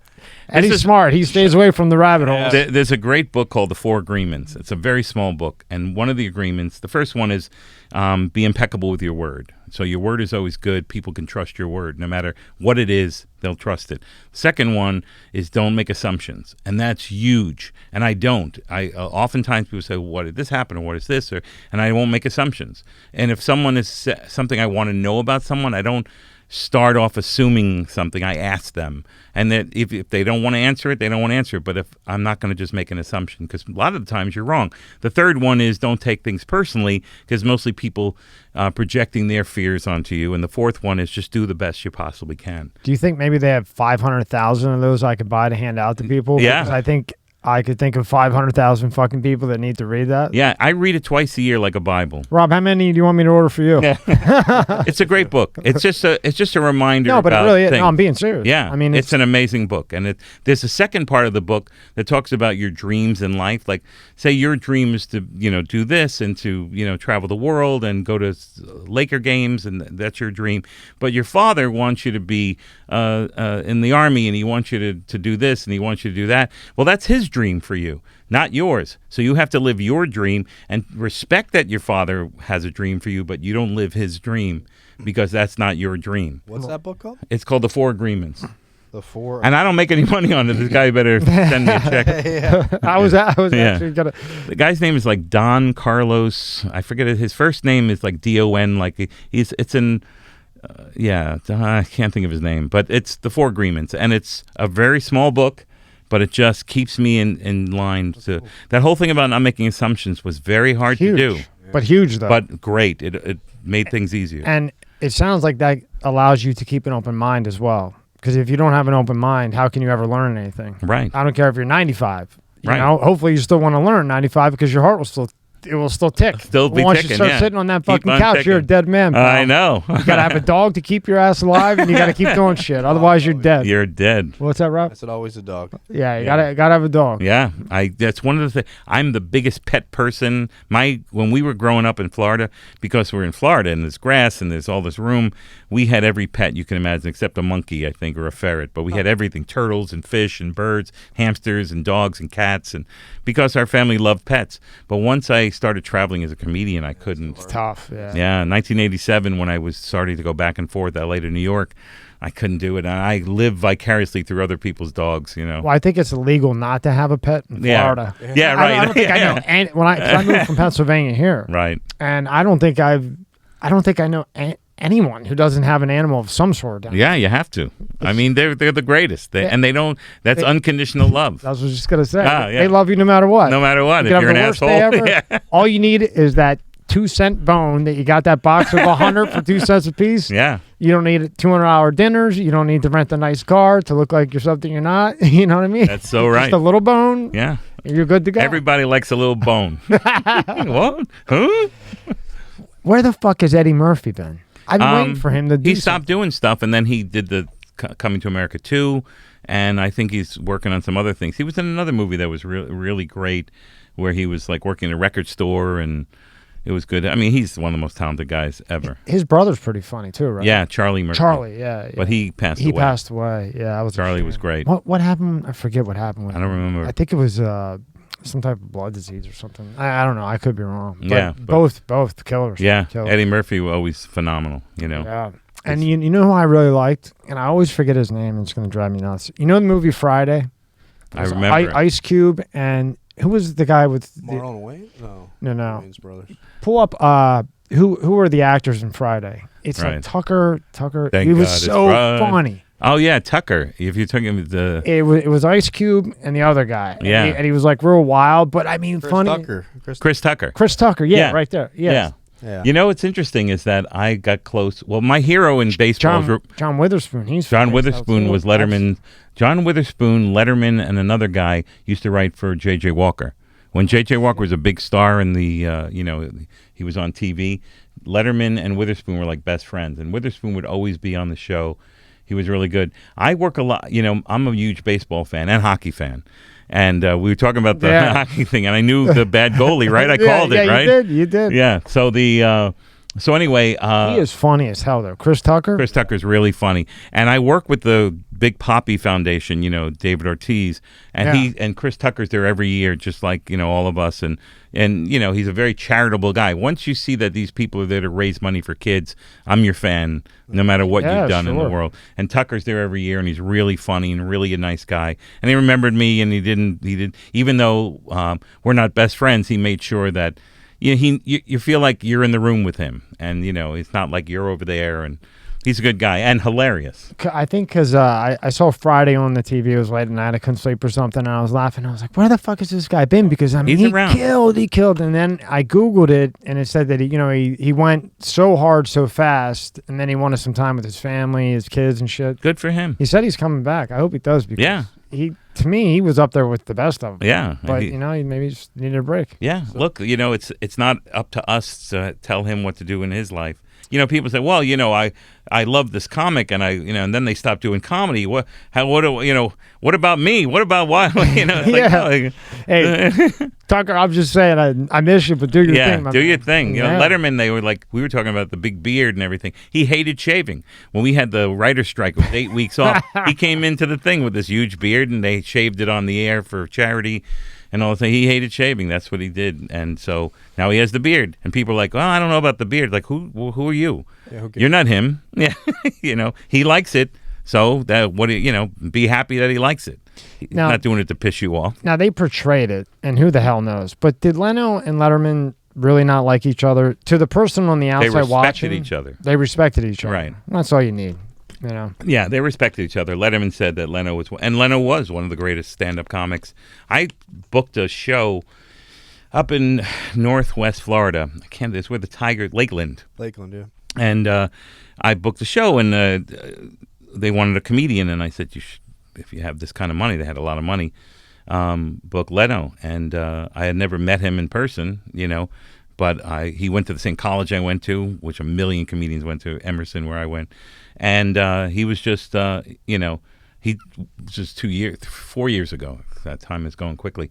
And he went on and he made me laugh. He's a funny comedian, and, but, I can't speak for Dave or anybody, but Dave wanted the Tonight Show and he didn't get it. And I'm, thinking that makes Dave bummed out about it. And, again, that's up for Dave to say, but they respected each other. They really, that's the main thing. That's cool. Yeah. And when you were in college, you were the first one to open up, a writing department? A comedy writing department? Norman Lear had gone to Emerson, and he had done All in the Family and the Jeffersons and all that kind of stuff. That's big shit. Yeah. So he was, the major play. And he went to Emerson. So did, Bill Burr and David Cross and Dennis Leary and Stephen Wright, Mario Cantone and Laura Keitlinger and Jen Kirkman and on, the Stifler's mom, what's her name? Yeah, she's... What's the name, Rob? Come on, you can think. I love her. And she was on this new show. She's very funny. Jennifer Coolidge. That's her name, Jennifer Coolidge. All these people went to Emerson. Bill Dana. Wow. And Bill Dana was friends with Norman Lear when they were... So Norman Lear came to Emerson, just had a luncheon. And we had this comedy group, and it was really successful really quickly. And sort of the teachers didn't like us because we were successful and they weren't with their theater stuff. They kind of put us off on the side, and we turned the school upside down, and we would pack all the shows and all this stuff. So we're having this thing, and I'm a nervous kid, and I don't want to talk to Norman Lear. I do, but I'm not going to. And one of the teachers said, yeah, we have this comedy group, and they're so good, and we support them. And I was like, I'm so angry. So she got up to leave, and I went, excuse me, Mr. Lear, I'm in this comedy group and we have a great thing and the school doesn't want to help us and all this kind of stuff. And he says, well, what do you need? I go, well, we have so many great graduates. The woman at the time who was the head writer of Saturday Night Live, Marilyn Suzanne Miller, went to Emerson. Another Miller, Harvey Miller, wrote all the Odd Couples. Jerry Paris from the Dick Van Dyke Show. All these old time Bill Dana, all these old time great Emerson people. It would be really nice to learn from them. And so the next day I get a phone call from the president. Hey, what did you say to, and I'm sorry. And they go, well, whatever you said, he donated money to the school and we're matching it and we're going to have the first comedy writing department in the thing. And I went, oh, okay, good. That's quite an achievement. It was pretty great. And so we have this whole department. People can go to college now and, graduate, major in comedy writing and that kind of thing. And then I went to have dinner with breakfast with Norman Lear, a friend of mine. I hadn't never taken advantage of the fact that I met him and talked to him. And I waited like 20 years, 25 years, and I had breakfast with him. And I go, I just want to thank you because our meeting together, and here's the thing. He goes, what's funny? I don't remember that. He says, but it sounds like me. It was very funny. And now he's like 98 or 99 and still going strong. Good for him. Yeah. Hey, you get 99, you made it. 99 it good, right? years. Yeah. So now you're working at Letterman, and you go out, the New York Times, whatever. You weren't allowed to interview anybody? Well, no, I did a ton of interviews all the time, and I'm very good at interviews, and that kind of, I know I was a good representative for the show wherever I went. One of the things that I made sure is I never dated comedians when I was working at the Booker because I didn't want anyone to either feel like, that they were, not that they were getting a gig because of sexual favors, but that other people would disrespect them if they got the show. If anyone got the show, they got it because they deserved it and they were really funny. I tell that to comedians before they went out. I said, look, I'm not doing you a favor. You earned it. Go out and show the audience how great you are. And so I made sure I had integrity in everything I did related to the show. Well, you might be Epstein if you didn't. You're right, exactly. You never know. And who wants to be that fucking creep, right? Yeah. So I never, there's plenty of people in the world that you can date, and it was, I was dating someone for a while. It was, I didn't need to. Well, you kept it professional. Yeah, you want to be professional, and the show is an incredible, great show with really funny writing and David Letterman and integrity and all this kind of stuff. And there's a lot of stuff that went on there that Letterman, people don't even know how. During Christmas, he would leave and go to Iraq and perform for the soldiers and not do it on video. Letterman did? Yeah, he did it all the time. Cool. He took Biff with him, who was in the Army, Biff, and he took, Paul Schaefer, and they would go, and they didn't publicize it. They were doing it because they really wanted to do it. That's what Letterman was like. When 9/11 happened, instead of a Christmas party, he gave all the money to the firehouse in our neighborhood. I mean, that's the kind of guy. That's when you know somebody's real. Yeah, well, the writer's strike happened. It was 8 weeks. We're not getting paid. He paid us all. He really? He took $6 million out of his pocket and paid everybody so that everyone had money for Christmas for their kids. You can't even count on one hand how many people would do that. Right. Well, he, Conan, I think, and Leno actually does a lot of nice things for his people. But Letterman really is the ultimate guy as far as that's concerned. Just really being good to everybody in the staff. And I forgot where we started with that because we went. Yeah, well, because they relieved you of that position. Oh, the New York Times. Yeah. The New York Times. So there's a guy, Joe, who was a writer at Letterman, and he's a phenomenal writer and great guy. And he used to write before he worked at Letterman for a local newspaper, and he did an interview with me, and it was great. It was really a great interview, and it made me look better than I was. So Joe said a friend of mine asked if he can interview you. I said, sure. And he's with the New York Times. I went, yeah, sure. And I just did the interview, and I knew I stood behind everything I said, and I was really honest, and I was letting him know. And he kept pushing it toward female comics and saying, how come there's not more females? And there were a couple of female comics that I couldn't book because the Letterman show producers had turned them down. There were female comics who were on the show, but they didn't do stand-up. They sat at the desk, like Tina Fey and, 10, 20 other people. We always had female comics on the show.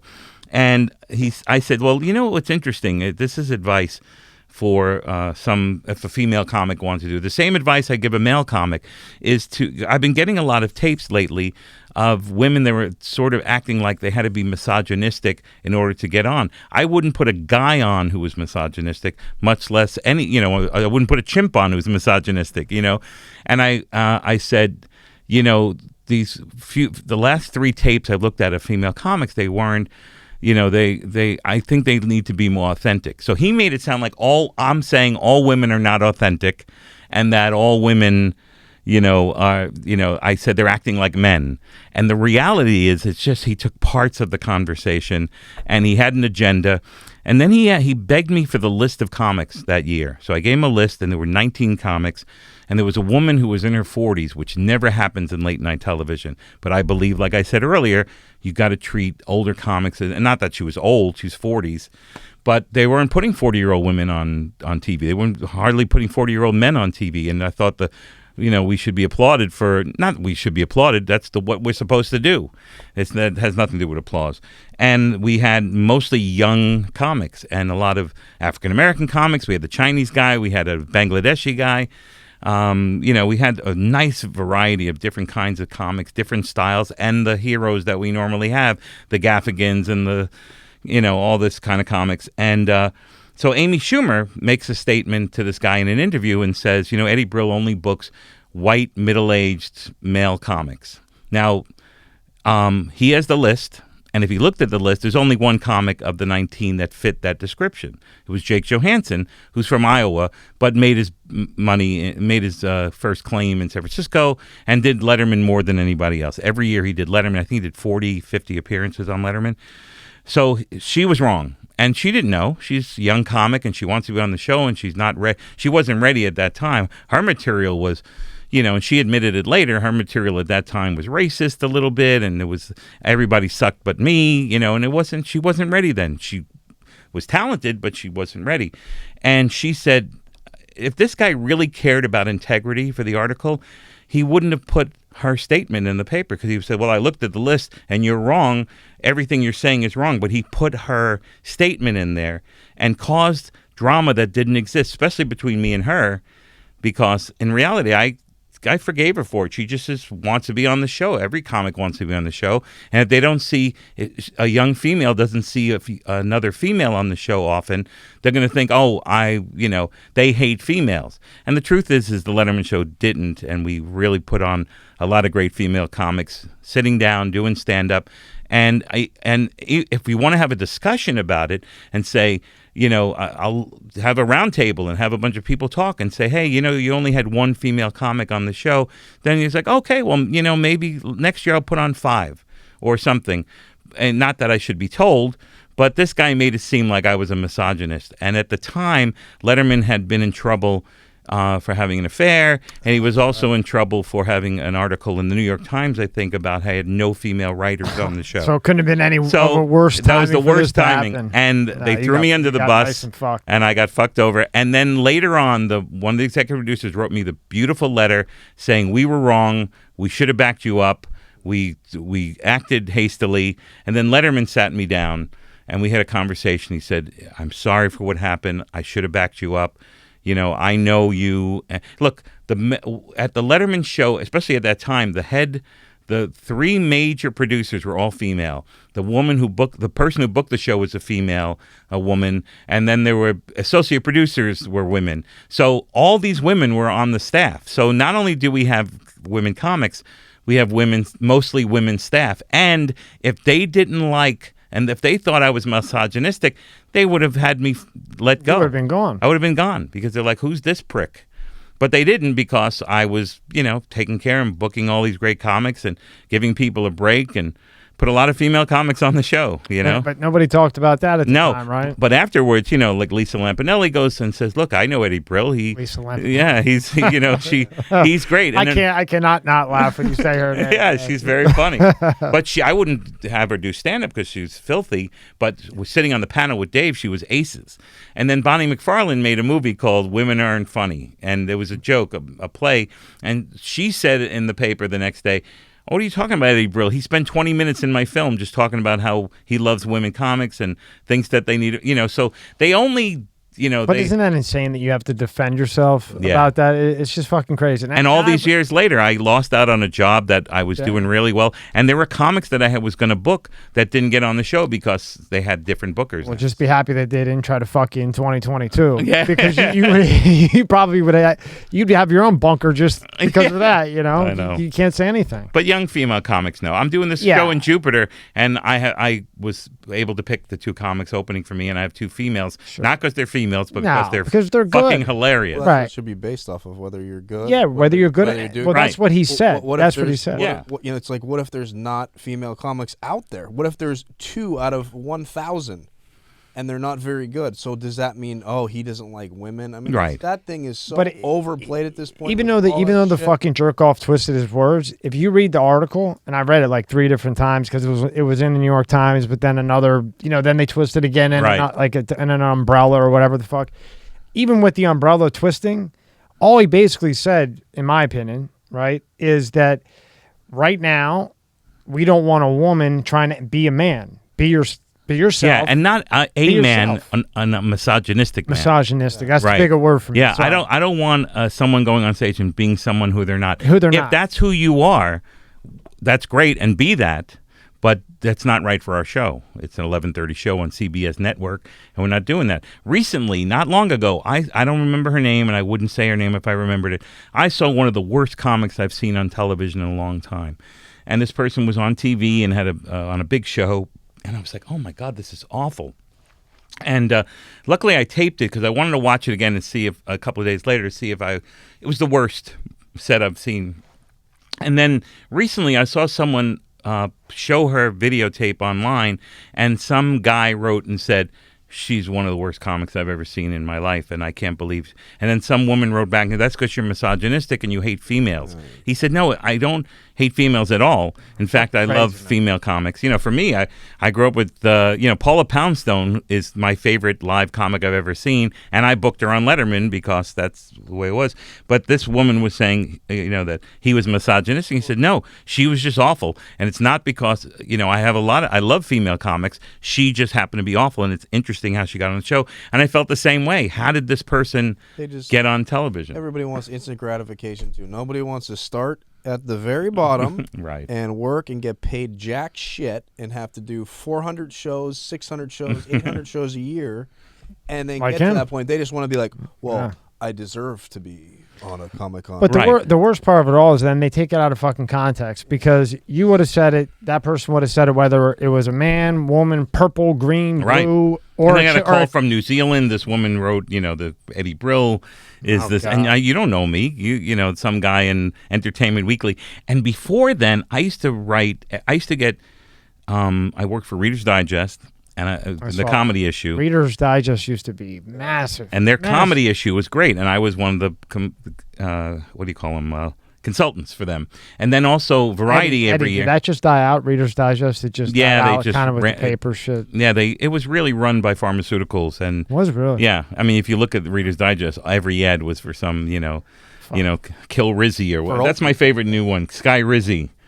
I never saw Sky Rizzy is some drug that it's just a name. It's like, I don't care what it does. I want it because Sky Rizzy sounds like a Star Wars kind of drug. They're running out of names. I was watching the Super Bowl or one other one. They like, Trench. Trench. If you have this, you need Trench. And I'm thinking they're going to run out. They're going to probably need sound effects like, hey, ask your doctor if is right for you. Yeah. Then they go to it and it's like, it may cause. Yeah. Like, holy shit! Look at all this stuff. Yeah, they're paying $1 million just for the side effects. With the fucking drug. Because the commercial's 3 minutes long. A minute and a half is all the side effects. May cause. I wrote a bit about. Like if you ever wanted to buy itch cream, and it was like, are you itching? Are you, whatever are you itchy? Are you feeling itchy? If you have a scratch and you're trying to scratch and you can't reach it because you're itchy, well, we have this new project called Itch Away. One thing of Itch Away and it'll go away. And on the bottom it says may cause itching. But anyway, so just the fact is that I know I was writing for Variety. Every year would call me up and say who were the hottest young comics, and I would give them a list of 10 comics, 8 to 10 comics, and half of the list were women, not because I was trying to half and half it. Because they were good. So when it was time, that Variety didn't step up and say, hey, wait a second, Eddie Brill is giving us every year a list of names of these female comics.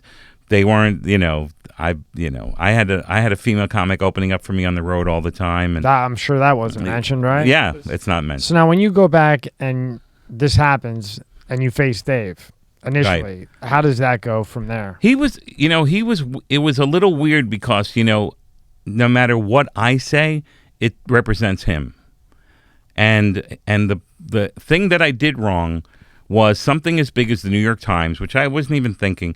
my job was to let the staff know, the producers, that I'm going to be interviewed by the New York Times. And then they make a decision, it's okay to do it. And I didn't do that. And it was just me I wasn't paying attention. It was a huge mistake because they would have protected me. But they couldn't protect me at the time because they didn't know there was an article coming out. And when the article was coming out, I was like, yeah, this is cool. I told this guy a lot of great stuff. And I hope he gets it right because these comedians want to know this. And this is straight from the horse's mouth. I'm telling them, what they need to do to get on Letterman. And this guy decided, He didn't put one fucking thing in there about how to get on Letterman. No, he had an agenda, and it was very irresponsible, and the New York Times, and he doesn't realize what he did to somebody's life just in order to try to move his life ahead. Is he still around? He wrote a book about Letterman, and he put that. Isn't that funny? Yeah, he wrote a book about Letterman, and he also, and if he knew the Letterman show, if he was watching and was a big fan, he would know how many comics we have and who's whatever. He just wanted to make a name for himself. It appears. I'm not going to assume he did. I'll assume. But if he just wrote a book. Yeah, then he wrote a book about Letterman. He re-put that thing in there, like he doubled down on it, like I was this bad person. And in reality, I was so good to comedians. And female comics that got it, understood what I meant. There was this one woman in L.A., she said, thank you so much for saying that because I've been feeling like in order to compete with other females and other males, I have to go up there and talk about like my dick and that I don't have. And she said, all of a sudden it made me realize I just had to be authentic. I had to be myself. And what you said really made a difference. And my career is going to be much better because of what you wrote. So, people who were smart enough understood what I was saying. They could read through the bullshit. So now does Dave say I have to let you go for a while? No. Or he sticks by you? He said, look, we have to let you go from the booking job. You can book for a while, and because I already had a bunch of people ready to go, and I was working on a couple of comics, and two of them were female. Carmen Lynch, who's one of my favorites, and then they said you still do the warm up. And in retrospect, in a weird way, I wish I would have went, all right, go fuck yourselves. You're not backing me up. I'm out of here. But I love the job. I love coming there every day to work, and it was I got to meet all the greatest people in the world and see the greatest bands and all that kind of stuff. And so what are you going to do? That's cool though that he stuck by you. He didn't have to do that. He was always very loyal. I mean, I think some of the producers didn't like me. Some of them, I'm guessing, because I told you about that one producer who wrote something, that note to me, and never apologized or never said, hey, you were right and I was wrong. It just was. Well, God forbid. They admits that they were wrong about something. Jeez. Yeah, I was working with this comedian recently, and he came up with a joke, and I said, I don't know, blah blah blah, and then he does it on stage, and I call him up and go, you were right. I was wrong on this one. Your take on it was great. I don't know why it's so hard for people just to say you were right. Well, you were going to say something earlier, Rob. What were you going to say? I was just going to say, do you think it's harder nowadays to be a comic in the atmosphere that we're in? Because not that I guess you did. You kind of got away with a lot more back then. Now everybody finds any word offensive. Anything that's joked about is offensive when it shouldn't be looked at from that perspective. Yeah. No, you're right. How much harder is it? It's much harder. But at the same time, if you're really offending people in a certain way that is not funny, because you're supposed to be funny. That's part of the job of being a comedian. If you're funny, you're a comedian, and you do something edgy and funny, and someone doesn't like it, well, fuck them. That's what you got to think about. But if you're being really irresponsible and really a shit bird, then you should learn to take that bit out of your act. I'll give you an example. From a million years ago, I lived in Hollywood, Florida, and all these Canadians were down there, and the women were gorgeous, and the men were short and fat with Speedos. And I wrote a joke, and this was years ago, and it was misogynistic. And I said, how are these men getting these beautiful women? The Speedos are full of money, And then I realized, and I got a laugh, but it was kind of saying that these women only wanted money. And maybe some did, but I made it sound, and I looked back at that joke on a tape once, and I said, what's the reality of that joke? And the reality is I was jealous because I wanted those beautiful women. I wanted those women to like me. That's the bottom line. So I rewrote the joke, and I said, maybe, how are these women liking these guys? Because maybe they're not judgmental assholes like me. and they're nice guys. And then it got a big laugh, and it was true, and it was more. It had a deeper meaning, the bit, and I still got my point across. I like the first run better. Yeah, well, because it's quick and easy. I hate that. I fucking hate that. Right. I just want people to go out and do their thing, and it's fucking comedy. Yeah. You're going to comedy. Yeah. You're not going to hear everything you like, and if you're a little sensitive, then don't go. Get out. Because you're going to fuck up comedy. Yeah. You've already fucked up everything else. but You can't say anything on YouTube. You can't do this. You can't do that. Don't fuck up a live comedy. That's why they performance. have to teach people to have tough skin. Because No. if you don't have tough Good luck with skin, that. you know, the bullying, and I feel bad for kids that get bullied. They always say, Yeah. I'm trying to say that thing, but there's times where you're like, teach the kid, you know what? Oh, you make fun of my ears. My ears are big. Go fuck yourself. Like you said, I don't give a fuck. Right. Oh, I got a big nose. Go fuck yourself. But everybody is like, they you know, I don't know. It's so. Look at the roasts. I mean, you probably only know the ones nowadays, but all, very dirty and making fun of Lisa Lampanelli's fat, or she's this or whatever when she was, and she's laughing. She knows that she's overweight. I'm overweight. I know it now. In this era, I've been a little overweight, and sometimes a lot overweight. And if someone makes a joke and they're my friends and it's a roast, I know that I can handle it. But if someone's being a dick and saying, you fat fuck, go fuck yourself, then I'm not going to, that's not funny. Different. That's like a head-on. Right. Yeah, but if they're just making fun of you in their gig, what the hell's wrong? That's why we go to That's laugh. why we go to the comedy shows. At least I go. I mean, these other people, who the fuck knows what is in their head? One time I was in England, and I was actually working in Ireland with a British comic, and we got very close, and he asked me, what do you say in America when someone drops a beer bottle in the middle of your show? And I said, well, we say, put that anywhere. And it gets a big laugh. It just, for some reason, because we all do it, everyone does it, Seinfeld does it, I do it, everybody does it. You drop a bottle and you put that anywhere, and it gets a laugh.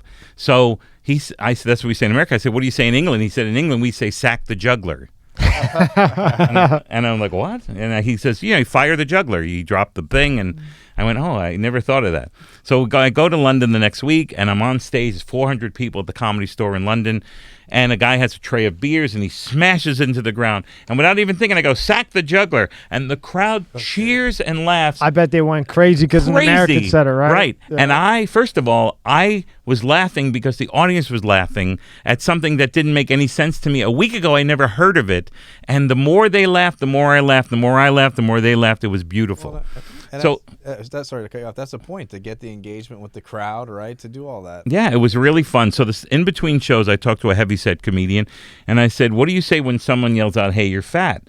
He asked me, and he said, I say, well, at least I'm good looking. I'm not an ugly prick like you. I can lose weight. You're stuck with that face. I go, what do you say? And he tells me. And so now I go out to the second show, and I'm on at 1:45 in the morning in England, and they have real beer there, and you don't have to do shots. The kind of alcohol that's in their beer, and they're hammered.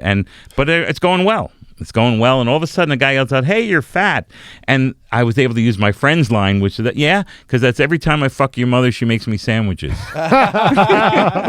That is good. That's a great line, yeah. That's a good one. And it wasn't my line, but I used it, and I don't think the guy's ever talked again. I love it. Yeah. That's comedy. Yeah. That's comedy. Yeah. Not just tiptoe. And I didn't take it personally. I want to be in better shape. I have been in better shape, but look, I put again, this guy in his it's place. I'm in comedy, control. It's comedy. It's comedy. I didn't let him take control. I was in charge. I won. Now I can go to my regular jokes. But And we all have issues we don't like about Yeah. our Right. bodies or anything. So Everybody. everybody has. Yeah. Every single person walking the face of the earth has something. Even they don't fucking like. George Clooney and Brad Pitt, everybody. they Right. got something. We don't know what it is. no, we'll call him. Hello. Yeah, call Clooney, and can I get some tips? Yeah. Okay. I don't know one fucking girl that doesn't want him. Yeah. Of course. And Pitt and Matthew Mark Wahlberg. Wahlberg and Matthew Yeah. McConaughey. Yeah. Not one. McConaughey, I never thought he would get married. Yeah. That changed, and he got $1 billion for that fucking whiskey. My friend Sharon Pfeiffer is a comic down here. She got to be in a movie with him and said he was the greatest guy. Yeah. Yeah, really great guy. She said he was just so down to earth and really treated her like he seemed gold. so down to earth. Yeah. Never got to meet him? No. Damn. No, because a lot of times people come on Letterman, and when they're finished their segment, they'd run off and have to go to some other interview or something like that. So I didn't meet everybody, but I met so many people. That's right. Stern would only go on Letterman. Right. That's right. I Yeah. remember seeing that all the time. He would only go on Letterman. He would only go on Letterman. He didn't like Leno at all. Yeah. And that was way before John. He didn't like Leno before the whole John thing. Yeah. Besides the New York Times reporter, who is the biggest dickhead asshole you've ever met? If you can say it. If you want I hate to say that there was one female comedian who didn't work with me on the show when I was booking. I just started booking, and they said, "Okay, don't worry about it," because she didn't know who I was, and she went on the show and she kind of did poorly, and then she kind of fucked up her last joke, and they weren't going to put her back on again. And she begged a year later to do the show again, and this time I'll work with Eddie Brill. So we put a great set together, and it's pretty funny, and it's ready to go. And she goes on, and she leaves the set, and she does all this other material. And that's the worst thing you can do, because everyone has the script. Yeah. The director, the producer, the band, Dave, everyone knows what's going on, and you're putting a show on, and you have to know that. And she started doing topics that Dave hated. And then he said she could never be on the show again, and she blamed it on me and wrote when the New York Times thing came out. She was in the forefront. She tore you apart. She tore me apart. And in reality, she's tearing herself apart because she's so she can't take that she fucked up. That she had to. She did. She fucked up twice, and begged and came back and fucked up, and she just trashed me for it. And blamed it on somebody else. And I don't want to give her the respect of saying her name. Yeah, no need. Yeah. No need. No need. No need. But I don't really have any, I don't really hate people, Well, I think if you hold a grudge, you're just hurting yourself because you're the one holding the grudge. Yeah. You're the one who's holding on to shit that happened, is done with. Fuck it. It happened, it's over with, whatever. Yeah. Right? Keep it moving. Yeah. I do think they pushed Dave out, though. I think they pushed him out. Yeah. I mean, you would know better than me, but it just seemed like to me that they were pushing him out toward the end. Because to me, he still had it. He was still killing it. I guess they wanted, what, Cohen? Cohen took his spot? Who took his spot initially? What's his face? Colbert. Colbert. Yeah. I think that... I mean, I like Colbert, but I don't know about that whole... I don't know. I think that Dave was thinking about moving on after and then after he said he was going to move on, I think he regretted it. But he couldn't back down. Yeah. That's my thinking. I don't know it for sure, but I really believe that as they were winding down, he was starting to be, why did I stop this? This is fucking great, The coolest fucking thing ever, though, was when the second he got off, he had that beard. I saw him, he did a podcast, or he was doing something online, because like you said, you do that for so long. Yeah. What do you do? Yeah, right, exactly. And he's so good at it. And what are you going to do? Go golf now? I didn't recognize him at first. Yeah. I know. I was like, holy fuck. I'm like, and at first you look at him and you think, holy fuck, did he lose his fucking mind? And then you realize, shit, he's him now. He's doing what he wants to do. And having a great fucking time. Yeah. He's cool as shit. I like him. I always watched him. My whole family. I always love him. He's like I dream about him as a father figure. My father died young. I'm sorry. My stepfather even younger. Sorry. And so, Letterman was like a dad almost to me in a lot of ways. When my sister died, he was there. He was always really good to me and my family. My son, who's a comedian, he wanted to meet him. He came to the show. He brought us up to the office and just asked my son a million questions, and my son was thrilled. You still have a relationship with him now? He doesn't have a relationship with mostly anyone who's at the show. His new show that's on Netflix, nobody who worked at the old show, nobody is working with him except his assistant. Why do you think that is? I think he just wanted a clean slate. Just a fresh start. Again, I'd have to, I'm assuming. Yeah, just assuming. Yeah, I don't know. I just know that it was he started in 1981. I did the morning show in 1980. And here we are, 42 years later. Yeah. And he wanted to do something else. Just wanted a fresh start. Yeah. That's good for him. Yeah. With the beard. With the fucking beard, too. Let him have the beard, What do you think about Jamie Foxx going to play Mike Tyson?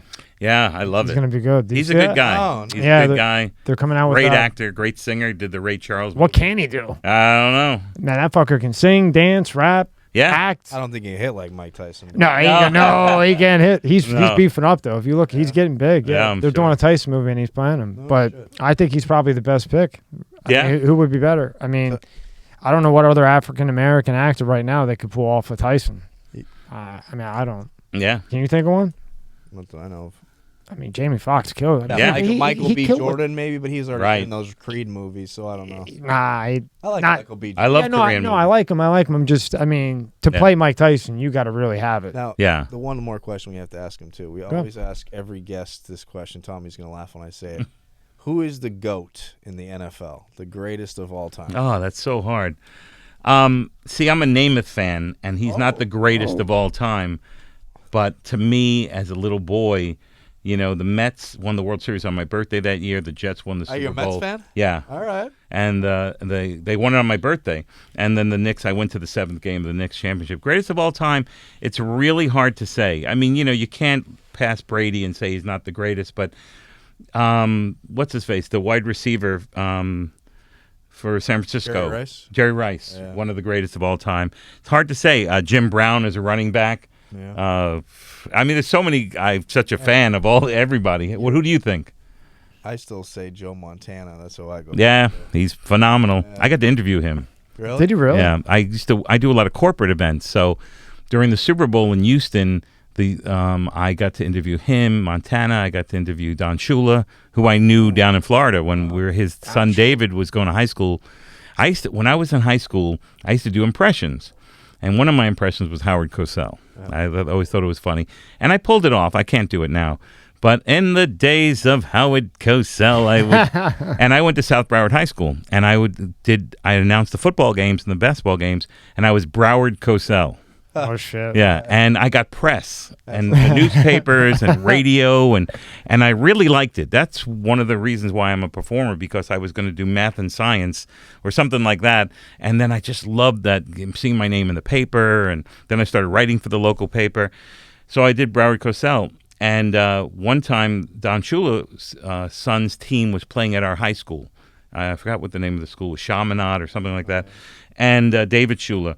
And so I said, ladies and gentlemen, in the crowd today, the one and only Don Shula, the Dolphins, thing. And he loved it. And then so a million years later, I'm in Houston. I'm doing the Super Bowl. I interview him. Before the interview, I say, I don't know if you remember. You probably don't. He goes, oh, my God, Broward Cosell. And he said, and the whole rest of the weekend, he's like, hey, Broward, how you doing? What's going on, Broward? Awesome.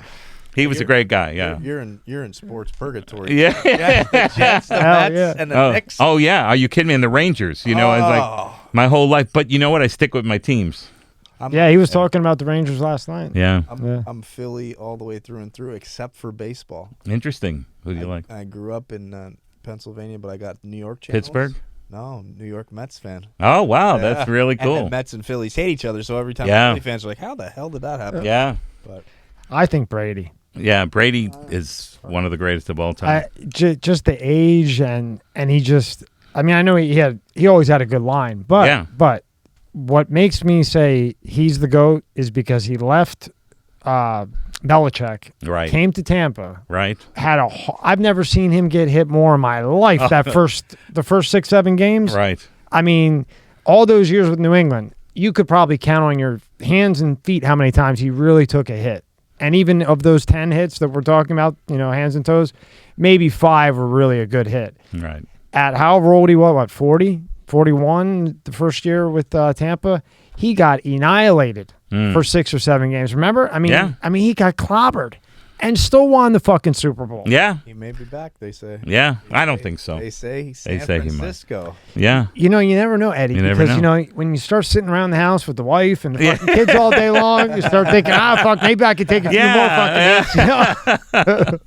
I didn't think he would go out without winning. I thought he would. I thought he was going to play one more year because they were close. Who is Barry Sanders? Also, is one of the greatest football players of all time. Everybody forgets about him. He was a beat every fucking Thanksgiving. You were watching Barry's number just 20, taking 6 guys on his back, and never had an offensive line would get crushed. Right. Crushed, and he was so fucking fast. He'd find that hole, and like Eddie just said, that motherfucker could hold. I mean, there would be guys like 3-time dinosaurs on him, and he just put that head down. Yeah, he had guys like cufflinks in each one of his wrists, and he's carrying them into the end zone.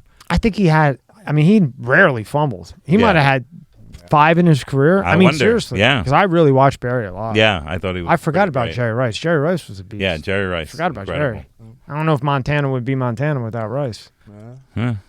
Neither would beans Yeah. be without rice. How's Artie Lang doing? I haven't spoke to him in a couple of years, but I have this show that I did before the pandemic called OGNY Talk, and it was this restaurant in the Village, and we'd invite people in, and Colin Quinn and Artie Lang and all great comedians and also actors and news people and all this stuff. And Artie, I think, was my first guest, and he was just funny as hell, as always, and he looked good. He was getting better.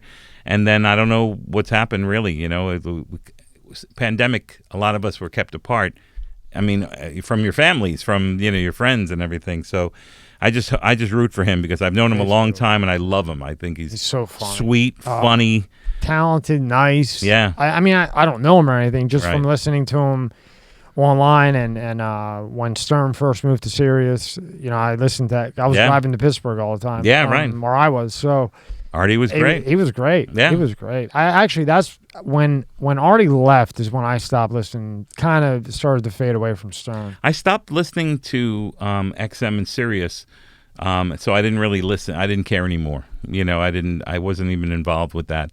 I had an XM Sirius player at home, and I don't have a car because I haven't had a car since I'm in high school. I live in New York, and when I was in California, I borrowed someone's car, and so I never had a car. So I really haven't been a radio guy as much as, on the internet I'll listen to podcasts. On the internet I'll watch old sports events or that kind of thing. But yeah, I didn't, I like Stern in the snippets when he has like Lady Gaga on and she sings one song or something like that. So, I'll always appreciate Stern for what he's done and how he was the GOAT. Yeah. So, I have a lot of respect for him. People don't, some people don't like him, but who cares? He's. What are you going to say? The guy just got that's what I was telling John. He got $1.3 billion moving to Sirius. $1.3 billion. And you know what? Being the most popular doesn't mean you're good. Because you can be the worst piece of shit and be number one. Look at the fast food. I'm not going to name a brand and get us sued. But you have... Thank you. Yeah.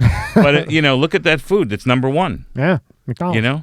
There's a pizza place. I'm in New York, and there's pizza, the greatest pizza in the world. And there are people going to the famous commercial pizza. And it's the worst pizza in the world. But they're number one over New York pizza. So being number one doesn't mean you're good. Always. It can be. Yeah. So I don't care. If I like it, I like it. If I don't, I don't. And if someone says, "Oh, I have something that you should watch," I'll watch it. And if it's funny, I'll continue to watch it. If not, you turn it off and just let it go. Watch something else. Right. And then you, on top of everything you've just mentioned, and probably just off the top of your head, the people that you met, you were on Joe Rogan when he was, I think it was like episode 318. It was. My son, I didn't know I had a son until he was 12.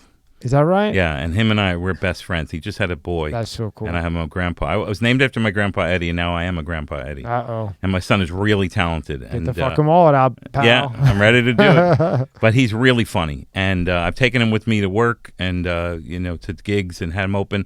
And people just love him. And, guys like Don Myrera and all the really great comics that said, your son's really funny. He's funnier than you fuck. That kind of a thing. But he is really, really funny. And... so again, trying to remember who we were talking about before I Rogan. Rogan. So I'm with my son, and we're going to go over to the Ice House in Pasadena. And Dan, my son, knew his last name is Madonia, and that's a whole other story. Madonia. And so there's Rogan, and he's doing his show, and I go, "Hey, Joe," and he goes, "Hey, come on in," because we've known each other for so long. When was I this? said, this was I don't know, 10 years ago. I don't remember. Yeah, okay. I just saw Joe, and then he put me on the air, and we talked for a while, and I just think he's a really talented guy. I knew him when he was a kid, and I was the first baseman, he was the second baseman, and we would dance That's so fun. in the games, and he was a funny guy, and he was a great actor on television, and he had that sitcom, and he was also I liked his stand-up. I was a fan of his stand-up. And he's made some mistakes, and he has some misjudgments, and hopefully he'll learn from them or not and not give a shit and whatever. That's him. I'm not judging him. I think that I judge more the media than I judge him. Yeah, but what they did to him and Chappelle, when you really look into it, like with Rogan, they cut up bits and pieces over 10 years and put it together. They didn't put the part that he's sitting with another African American. The African Americans saying whatever they said, and then they're in general conversation having a good time. They just cut parts that he said and then blended that with another part, and now all of a sudden he's this racist fuck. Right. And what I didn't like was that he apologized, because by him apologizing, well, maybe if he sincerely apologized because someone who's really smart and cool, who's an African American, said, "Hey, Joe, you did fuck up back then. You did, and it did affect me in a bad way. And I'd appreciate it. I just want I appreciate you, but I want you to know that, because it's not, I don't know what it's like to be a black kid in America. Yeah, I mean, I can watch every movie and everything, but we don't know what it's like to every moment of your life. You're fearing your life if you get pulled over by a cop. I never worry about getting shot, but the minute you hear the sirens, your heart is like, am I going to live through this thing? So there's people who it really affects them, and they told Joe probably, look, what you did was not right. And if Joe evolves and says, look, I looked at it, and you know what, I am sorry for what I did back then, and I wish I didn't, and now let's move on and let me evolve into this other person, it doesn't fuck us up at all. It just... Oh, well, it does, because when they put more censoring lines in YouTube, it does. Right, but they shouldn't. But you like shouldn't have censorship. I have a very open mind, and I didn't look at it from that point of view. Right. Because before I thought it just was not him. Right. I'm not going to assume, but Massachusetts, Boston, when I was in college, it was the most racist place. Not as racist as like South Carolina. Experiences I've had, and I'm not saying it's a racist place, but the experiences I've had in South Carolina, when I moved to Hollywood, Florida, I couldn't believe how racist some of the kids I went to junior high school with. I mean, just creepy. Wow. I could. There's one guy, I can picture him, and just like it turns my stomach thinking how creepy he was. And I hope he lived and grew from it. But there's a lot of that out there. And it's, I've seen some great films that, there's a film called 13 or 13th, which is a great film. If you're a white kid, you definitely should see it, and you'll understand the black experience maybe a little bit better. And Boston was a very racist place. South Boston was just racist while I was going to college there. And, even the baseball players who all went there said, they would throw, all the black guys were saying they're throwing batteries at us and making monkey sounds and throwing bananas at us, and we're in the outfield. And, you can't, there's nothing cool about that. No, hell no. Right. But you're right, though. Maybe it offended a friend of his or something like that, and that was the basis of the apology. We don't know. Who the fuck we don't know. And like you said, there shouldn't be censorship anyway. Right. There shouldn't be censorship. Free fucking speech. Right. Exactly. There's no room for censorship. If you're really hurting someone and putting someone in danger, of course, you say, look, this is the address of John Johnson. This is his address. Go down to his house and murder him. Then that should be censored. Right. Yeah. But when you're censoring because of political reasons or big pharma reasons or whatever fucking reason that there is, when things that aren't like directly hurting anybody or a threat to someone, that's insane. Yeah. I understand. Yeah. And your mind's got to be spinning, because you've come from a time when there was no censor. No censorship. And now every day it gets worse. Yeah. But I don't worry about it so much. I know what I write. I like what I write. I like how I've evolved and become this writer. Now I got to get back on stage a million times so I can get this new material out there. I have this started to talk about the drugs, itch away, and all this kind of stuff. And, I was talking about masturbation, how it's so weird that we have the three most incredible things in life, and I don't have jokes for it yet. But in my writing of it, sex, food, and sleep are the three most sexiest, most incredible things in the world. And sex in America is put down, and the other two are not. So when you talk about, like, we never say we're going to masturbate without freaking people out. Like, if you said, what'd you do today, Eddie? Well, I flew in from Fort Lauderdale. I stopped off and masturbated. I went shopping, and then I came over here. Right. Yeah, you laughed, right? Because we're not used to saying that. But what's wrong with that? Nothing. It's phenomenal that, if you don't masturbate, you're out of your mind. And then they say, well, you'll go blind. Well, you're doing it wrong. if you're going blind, or your dick is so big that you're poking yourself in the eye. And good for you in that case. So if you tell someone I'm going home and I'm making dinner, you don't go, don't dinner, I have kids. Yeah, don't talk about kids. You don't, in front of my kids, you're telling them you made a salad. You know what I mean? So that's sort of some new things, ideas that I have for stuff, and I have to work it out on stage, and I'll do that over the next few days. Now, what made you start a podcast? Let me see. The first one is because I Stand Up New York, the comedy club up there, called me and said, look, I've interviewed people a million trillion times, and I learned from the best. I sat at Letterman's desk, at the feet of Letterman for 17 years, and Dick Cavett and I know each other since 2008. And they both gave me the greatest advice in the world. Cavett said, don't do an interview, just have a chat.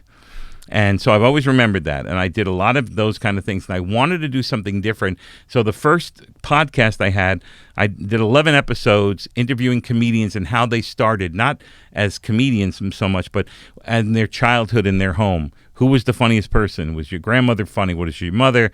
And what influenced you to do that? So it was a different angle. And I got 11 comics. I got Dave Attell and Susie Essman, and just a bunch of Jim Gaffigan. So it's out there. It's The Break with Eddie Brill, how you do that.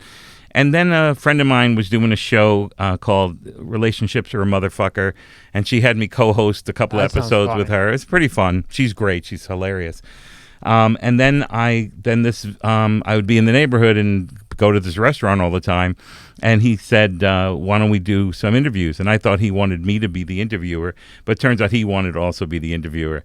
So we had a nice little show, and then the pandemic hit, and we were doing it video live, and we had we did a few. You just did one with on the 8th with Jim Gaffigan. Yeah, that's that was a while ago. And I like that picture. It was sort of like, Playboy After Dark. That is cool. Kind of look. I like the colors. Yeah. It kind of, it pops, So you got this on Apple, Spotify. Yeah, they're on all the things. And then you have your YouTube. Yeah. And, there's videos of me. There's some videos of me from like 1986 when the Mets were playing the Red Sox in the World Series. I was supposed to go to the 7th game, but it got rained out. So I went to Boston because I had to do a television show. And it sucked because I'm a Mets fan. I'm in Boston. Boston loses to the Mets.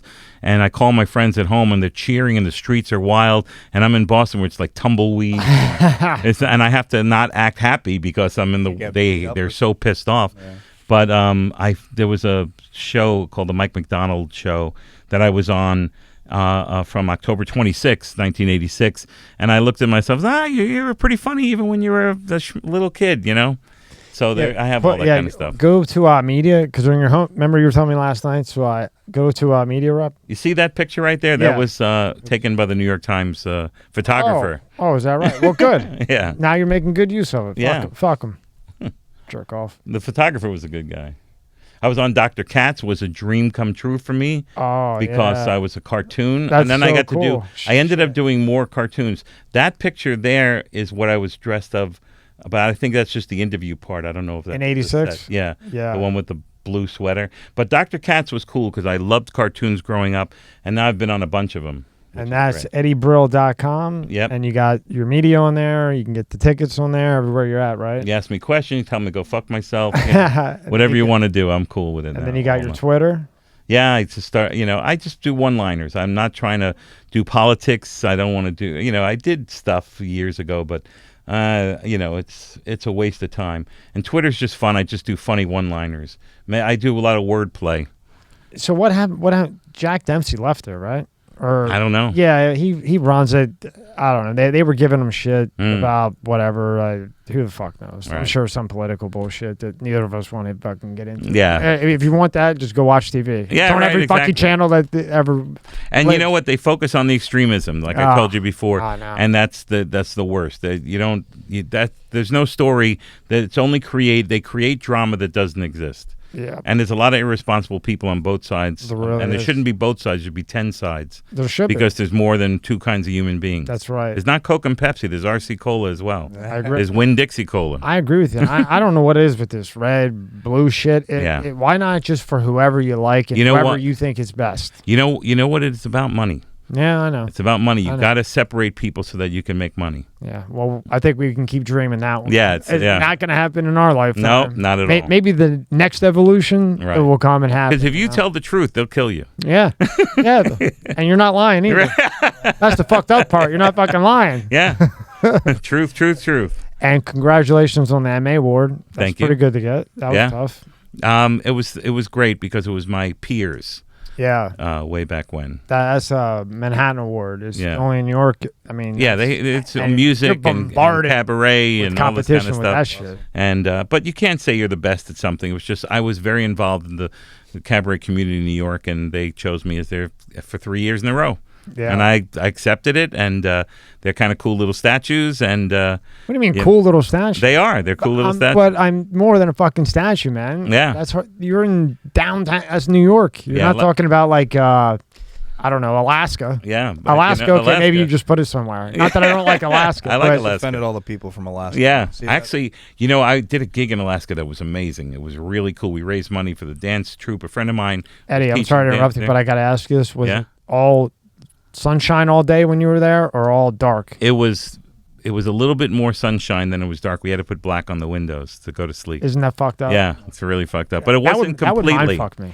It was, but I went there, and on the next day, I was flying. Got to stay there for a few days. They paid for my flight. It was all charity. So the Alaska Airlines paid for the flight, then the local hotel and all this kind of stuff, and they gave me a tundra tour, and it was incredible. It was like a dream come true. We were in Barrow, Alaska, the most northern part of North America, and it was really cool to be there. The next day, I was there one more day, and then I'm flying. That next day, the plane that I was going to take crashed and everyone died and went in the ocean. So now there's only one flight the next day after that, and I got to be on that flight. I've never been more white-knuckled. There was like 16 of us like, wow. You have to get on the flight because there's no other way to get home. Wow. Barrow, Alaska, you can only go by boat or by plane. Really? Shit. I know. Whew. I know. I got two more questions for you, so we have something for part two. All right. One is all the countries that you've been to: Hong Kong, UK. Where else the hell have you been? You've been on Australia. Australia. I worked in Bangladesh. Bangladesh. It was phenomenal. It was phenomenal. Was it? Yeah, because it's the 1% over there, the people who speak English because they have to do it for business, and they're really smart people, and they were really open-minded. Smart as fuck. Yeah. Really open-minded and really, really fun. And, in my neighborhood, I was this bagel shop on my street, and there was a Bangladeshi guy, and he always said my friend for everything. Oh, my friend. How are you, my friend? You're my friend, my friend. And when I went to Bangladesh, no one said it. And I go, this guy's misrepresenting you guys. He says, my friend, my friend. I says, I'm going to go back and call him you're my enemy, my friend. You're not my friend, my friend. And it was just so great to go to this other culture. And because it's a country of 44 million people, and I'm the only comedian on stage in that country, Dhaka in Bangladesh. My favorite place in the world to do comedy is Ireland, because they're a country of storytellers, and I really love working there. But I love Australia because they love Americans, and it's beautiful. It's a lot of things I love. New Zealand is my dream trip. I was going to go to New Zealand. I heard New Zealand is absolutely beautiful. Amazing. And there's a guy named Danny who's a great comic from New Zealand. We're going to rent a caravan. And we're going to rent the caravan and go up and down the country and then end up at this festival. And then the pandemic hit. So we're going to work on that for 2023, actually.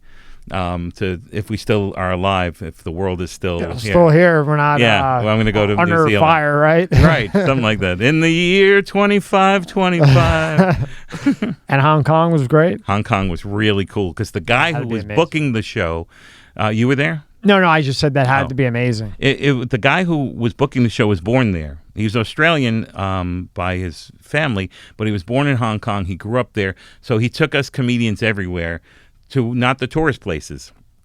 We went to the great restaurants and the great, he gave us the tour of Hong Kong, and it was really beautiful. And the crowds were packed and dying to get in because they're looking for English-speaking people doing entertainment. And one of the coolest things, they gave us a goldfish. And so when you check in and you have a goldfish in the bowl, and I called him Kong, was his nickname for Hong Kong. And I love the fish, and I get drunk every night. I come home, hey, Kong, and he'd swim up to the bowl. And I remember seeing Japanese baseball on television. I remember that. And then there was one night we went out, we're partying our asses off, and all of a sudden I go, shit. And they go, what? I go, I didn't feed Kong. I go, I got to go. I'm sorry, guys. He go, what are you talking about? We're just starting. We're running around. I said, I got to feed Kong. Kong. I said, yes, my goldfish. They go, just call the hotel. Someone will come up and feed. I was like, oh, okay. Yeah, what a douche. But I was missing the fish, and then when I was gone, I was like, oh God, Where's I'm Colin? a pet guy, Yeah. like we talked earlier. Yeah. You get attached. And I looked at the fish and I says, look, we both had a lot to drink tonight. And then give me a Richard Pryor story. I was working at the Comedy Store. Pryor's one of my main heroes, probably second best comic ever. In my opinion, Carlin and him are 1 and 1A. For me, my style. And he ends up, I get a note handed to me on stage. They go, when you're done, bring up Richard Pryor. And my heart ripped through my chest. And I was like, good night. I just couldn't. I finished the joke I was doing, got a laugh. And I said, ladies and gentlemen, big hand, you might not believe it, but I just got handed a note, ladies and gentlemen, Richard Pryor. And the crowd's like, yeah, right. And as he's making his way to the audience and the cheering, and they're cheering, and as he gets closer, the place is going mental. And he shook my hand and said, nice job, kid. And he could have said, chocolate pie and chopped liver or whatever. It didn't matter. How big a chub did you have in that? No, huge. I still have it. In your life. Yeah, I had to put an extra place in my car so I can drive home. It was great. And then, he went on stage and I watched him. It was Richard Pryor. It was pretty incredible. And his daughter, Rain, and I have been really great friends. And I'm really good friends with Kelly Carlin. So I took a photo with Kelly Carlin, Rain Pryor, and me, and I say Brill, Pryor, and Carlin. But awesome. But it's still you have it. Yeah, I have it. Yeah. Who's your favorite comedian other than Eddie, of course? Yeah. I always go back to I like Bob Saget just because he went to Temple. That's where I went to school. Cool. He I liked him. Kevin Hart I like now. I think Kevin Hart's hilarious. Yeah. And I don't know if you consider him a comedian, more of an actor, but Chris Farley was always one of my favorites. Just his mannerisms and the stuff he did. Like, he didn't die, man. Yeah. Farley had the body language. I mean, everything just worked perfect. Just natural. It was just natural. He had a little bit of weight on him, but he just made it work for him. He made it funny though. He was just a monster. He was a monster. I met him once. I was a Catch a Rising Star, comedy club in the Upper East Side of Manhattan. There was a bar next door. He said, hey, nice job. And I said, so nice to meet you. And he said, what are you doing? He said, let's go next door and get a drink. We had a drink, and he was just a nice guy. And then, of course, he was bombarded by all his fans and everything. I just said, nice to meet you. Nice to meet you. I spent like 15 minutes with him, and I was very proud that I could. His brother, Kevin, goes around doing stand-up, and he's a very funny guy, too, and good guy to know and good guy to talk with. But, I love Chris Farley. He was that's genius. A fucking shame. Yeah. How about you? Who's your favorite comic? There's so many. Yeah. I mean, because I watch the old ones and then the new ones, because, there's nothing like laughter. Just like we were talking about, like having an animal. You're having a bad day, you just put on something funny. Yeah. You can't buy laughter. You can't buy, like, really laughing hard. You can't buy that. So it's tough. I mean, Chappelle always cracks me the fuck up. I mean, I never not laugh. Eddie Murphy. I thought his brother was really good. I thought his brother was damn Charlie good. was hilarious. It's just Eddie was Eddie. He's a big star. Yeah, but I think Charlie was, right close to him if he would have had the fame like Eddie had, Yeah. Chris Rock, a monster. Great. Fuck. One of the greatest ever. Jim Carrey, monster. Yeah. On stage. You ever see Jim Carrey on stage? Like, not a movie? Oh, I know you obviously. Yeah, we worked together a bunch at the Comedy Store during I like this. John Lovitz too. I saw John Lovitz? John Lovitz is great. And you talk about Farley. Look at Carol Burnett. Her show consistently was the funniest show on television during that era. And Harvey Korman and Tim Conway, Vicky, whatever I can't think of her last name. But Carol Burnett was one of the funniest, and she wasn't a stand-up ever. Yeah. But she was just brilliant and hilarious, and every week put on a show that was amazing. So, you know who else too? This is gonna sound weird. Joan Rivers. She the greatest. Killed me. I mean, she was just fucking, and that's so fucked up the way she had to go too. On a fucking plastic surgery. My very first Letterman appearance, I was about 10 days away from it, and I was working in Milwaukee, and I finished the comedy club, and I'm getting on the plane to fly home to New York, and there's Joan Rivers at the gate, same gate as mine.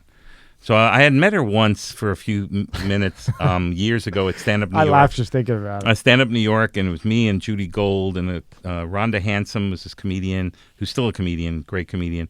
And we're all Joan was in the back of the room when the show was over, and we all sat with her for the night and had great conversations. So I went up to Joan. I didn't want to overdo it, and I said, look, we met years ago at Stand Up New York. I'm a comedian. I just finished the local comedy club. You probably worked the theater. She said, yeah, I was at the theater. And I said, I just want to say how much I love your comedy, and great. And I would love to let you know that I'm doing my first Letterman appearance in like 10 days or whatever. And she went, really? That's fantastic. That's so great. So now we board the plane, and I'm sitting in a separate seat. There was a People's Express back then or something like that, where Midwest Express, and all the seats were first class. So 2 seats. So she gets up during the flight and switches with the lady. She tells the lady, switch with me. Go sit over there. And she sits next to me. Says, all right, let me hear the set.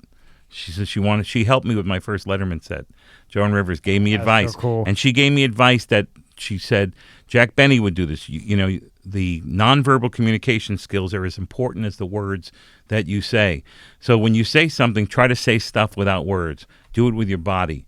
You know, set something up with your face and your movement. And, you know, she said when you did this joke here, it's just word. You know, give it some air. You know, feel comfortable in the silence. Joan Rivers, I love her, and David Brenner helped me with my very first Letterman set. That's so cool. And I love Joan for it. Joan, well, she was so like from the outside, you know, like a dry comedian, like dry kind of. But then she would just hit like a motherfucker, you know, because you knew it was coming. You know, you knew it was Joan Rivers, so you knew something was coming, and she would just hit, and she was just fucking a monster, and helped a lot of comics. And Dick Cavett, they all started in that era in the '60s, you know, back in the Village, back in the days. And I asked Cavett about it. He said she was the greatest. And anytime I ever did a new show, she would always be one of my first guests because she was just so good to everybody. You gotta watch her. You gotta like. I've seen a little bit of her. Yeah, like her stand up. Yeah, a little bit. It's fucking. Yeah. I think you also have to look at like. I can only find like 15-minute ones, but they kill. Like you look at the writers, and I always say, and you guys will probably laugh at this, but one of my favorite shows of all time, and I actually bought years ago the box set to it, is The Golden Girls. Oh God! If you don't fucking laugh while So watching brilliant. that show, there's something wrong. But it's the writers that made that show, because the jokes, sometimes it goes over people's heads, and it's like they're making sexual innuendos and all this stuff, and you're laughing because there's an old lady cracking these jokes. It's all my grandma would watch every time I came in. What was the old lady's name? Sophia. Sophia, right? fuck yeah. She was the best. She was the great. best. Back in Sicily. Yeah. It's probably why my grandma and my mom were watching the fucking thing all the time. There was a guy I mentioned earlier, Bill Dana. Bill Dana was in the original Tonight Show and was the head writer for Steve Allen, and also was in a little comedy group that would do skits. And then he ended up being this Jose Jimenez character. Oh, my name is Jose Jimenez, and he did that. And, you know, of course, he'd never be able to do it nowadays. But he did this character. Oh, no. That'd be another 10. He would. Yeah, he would have been out. But he was really a great writer, and he wrote the All in the Family script that and Sammy Davis Jr. were in. Wow. He wrote that one, and Norman Lear said that's the best first script best first script I've ever seen. And then Bill Dana was the uncle on The Golden Girls. And he helped them with the writing. Yeah. So he was a guy that a lot of people don't know him by name, but he was a genius who wrote and was, you know, just great. And again, he lived until he was 90s, because when you're laughing, you're living longer. Yeah. Stress will kill you. Yeah. You know? I mean, laugh. You're not stressed. Yeah, I hear you knocking. Unbelievable. Unbelievable. Man, what a life, Eddie. Yeah. I love it. You got to come back again, because I'm not done. All right, good. Let's do it again. I want to come. It'll give me an excuse to see my family. My brother's here. Yeah. There's 3 of us left of the 5 kids that we had. One of them lives in Boca. His daughter, my niece, is one of the most brilliant, funniest. She's the funniest person in my family. Yeah. And she really is incredible. And my sister-in-law is amazing. And I come down to see them often. I haven't been down in a couple of years, so this worked out. Really nice. Get the hell out of there. I'd love to come hang out with you guys. You know, maybe we'll plan something where we eat first or do something like that. And not like all fucking plane. Right. A guy with a car on fire. Yeah, I know, that was crazy. I was saying earlier, I hate being late. You know, you said that the second I we got an elevator. Yeah. Control the traffic. I hate it. But you know what? You usually give yourself time. But my flight was an hour delayed and all that kind of stuff. But anyway, you can understand it. And if someone's going to be late, and if they call you and say, I'm sorry, I'll be late, I respect that. But if you just show up and you go, yeah, I'm usually late, fuck you. Yeah. You didn't do the whole I'm Eddie Bro, fuck off. Yeah, you know what I mean? Not yet. Yeah, not yet. No. But when you get to that point, then tell me to go fuck myself. But no, it'd be really fun to come back and we can chat and maybe bring your kid in. That would be great. Why don't we do that? Yeah, you and your son. Yeah, he's moving back to the East Coast. He's been living in L.A. all these years. Has he? Yeah, sick of that shit. Yeah, he didn't. He loved it. He grew up in upstate New York. What happened was my sister lived 2 buildings over, and a friend of hers was crashing, was a little drunk, and it was quite a ride up for her. So my brother-in-law said to me, look, can she sleep on the futon in your living room? And I said, of course, because I ran a comedy club back in the 80s, and I had a futon for any of the comedians who came in from out of town. So I let her crash on the futon. She crashes out, and I go to bed like at 5 in the morning. I wake up at 8 in the morning in the middle of sex. And it was, it's not something some people might be offended or hurt or bummed out. It was a great way to wake up. And we had sex one time, and I made a baby, and she didn't remember. She got pregnant. She thought it was her boyfriend because she had a boyfriend at the time. Whoops. And she didn't really put it together. And then she met another guy, and he married her, and they had a great little thing. And then she had the son, and he helped raise the son, my son eventually, our son. And then she had a daughter with this guy, and they had a nice, happy family. But then he started getting older and didn't look like the guy, and he doesn't. She was like, he was like, who's my real father? And she took him down to New York to see me perform, and said, that's your father. And because she found a diary that said, this was what the real deal was. Yeah, and she told me, and I was defensive for a second.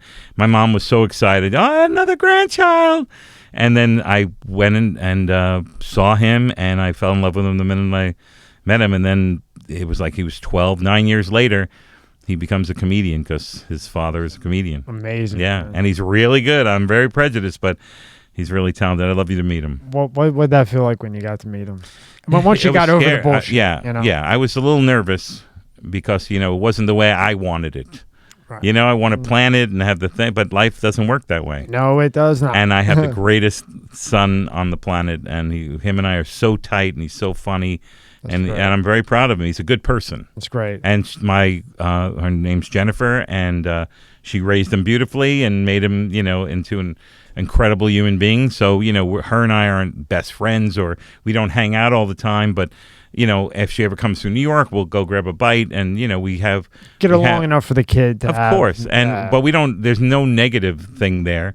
It's just that's the way it worked out, and we're both thrilled that we have this incredible boy. I'm happy for you, man. Thanks, I could see the Kool-Aid smile. Yeah, I love him. It's a great thing. And his wife is amazing, and now they have a little boy. Oh shit! Yeah, baby. Another one. I know. Yeah, so let's do that. We'll book it. Come down, eat, and then we'll have you and your son in and have fun. Yeah. You can have me as long as you, and many times as you want. Give me an excuse to come down here. If you ever do come to New York, we can film something in New York. We can do something creative. Sure. Come to New York, bring some kind of a device, and we'll walk around New York City and do different locations. Or we'll just go to Philly. We'll go to a baseball game or something. Yeah. And there'll be Mets, Phillies, and we'll be Mets fans. And you'll be rooting for the. You'll get me wearing a Mets hat with an Eagles jersey. That's great. And we'll try to get him out of Philly Stadium, not killed. Yeah, right. All right, Eddie. Well, thank you so much for your time, man. My pleasure. I appreciate it. We're definitely going to do that. Yeah, no, it worked out really nice. Took us a while, but here we are. Hey, we got it done. Yeah.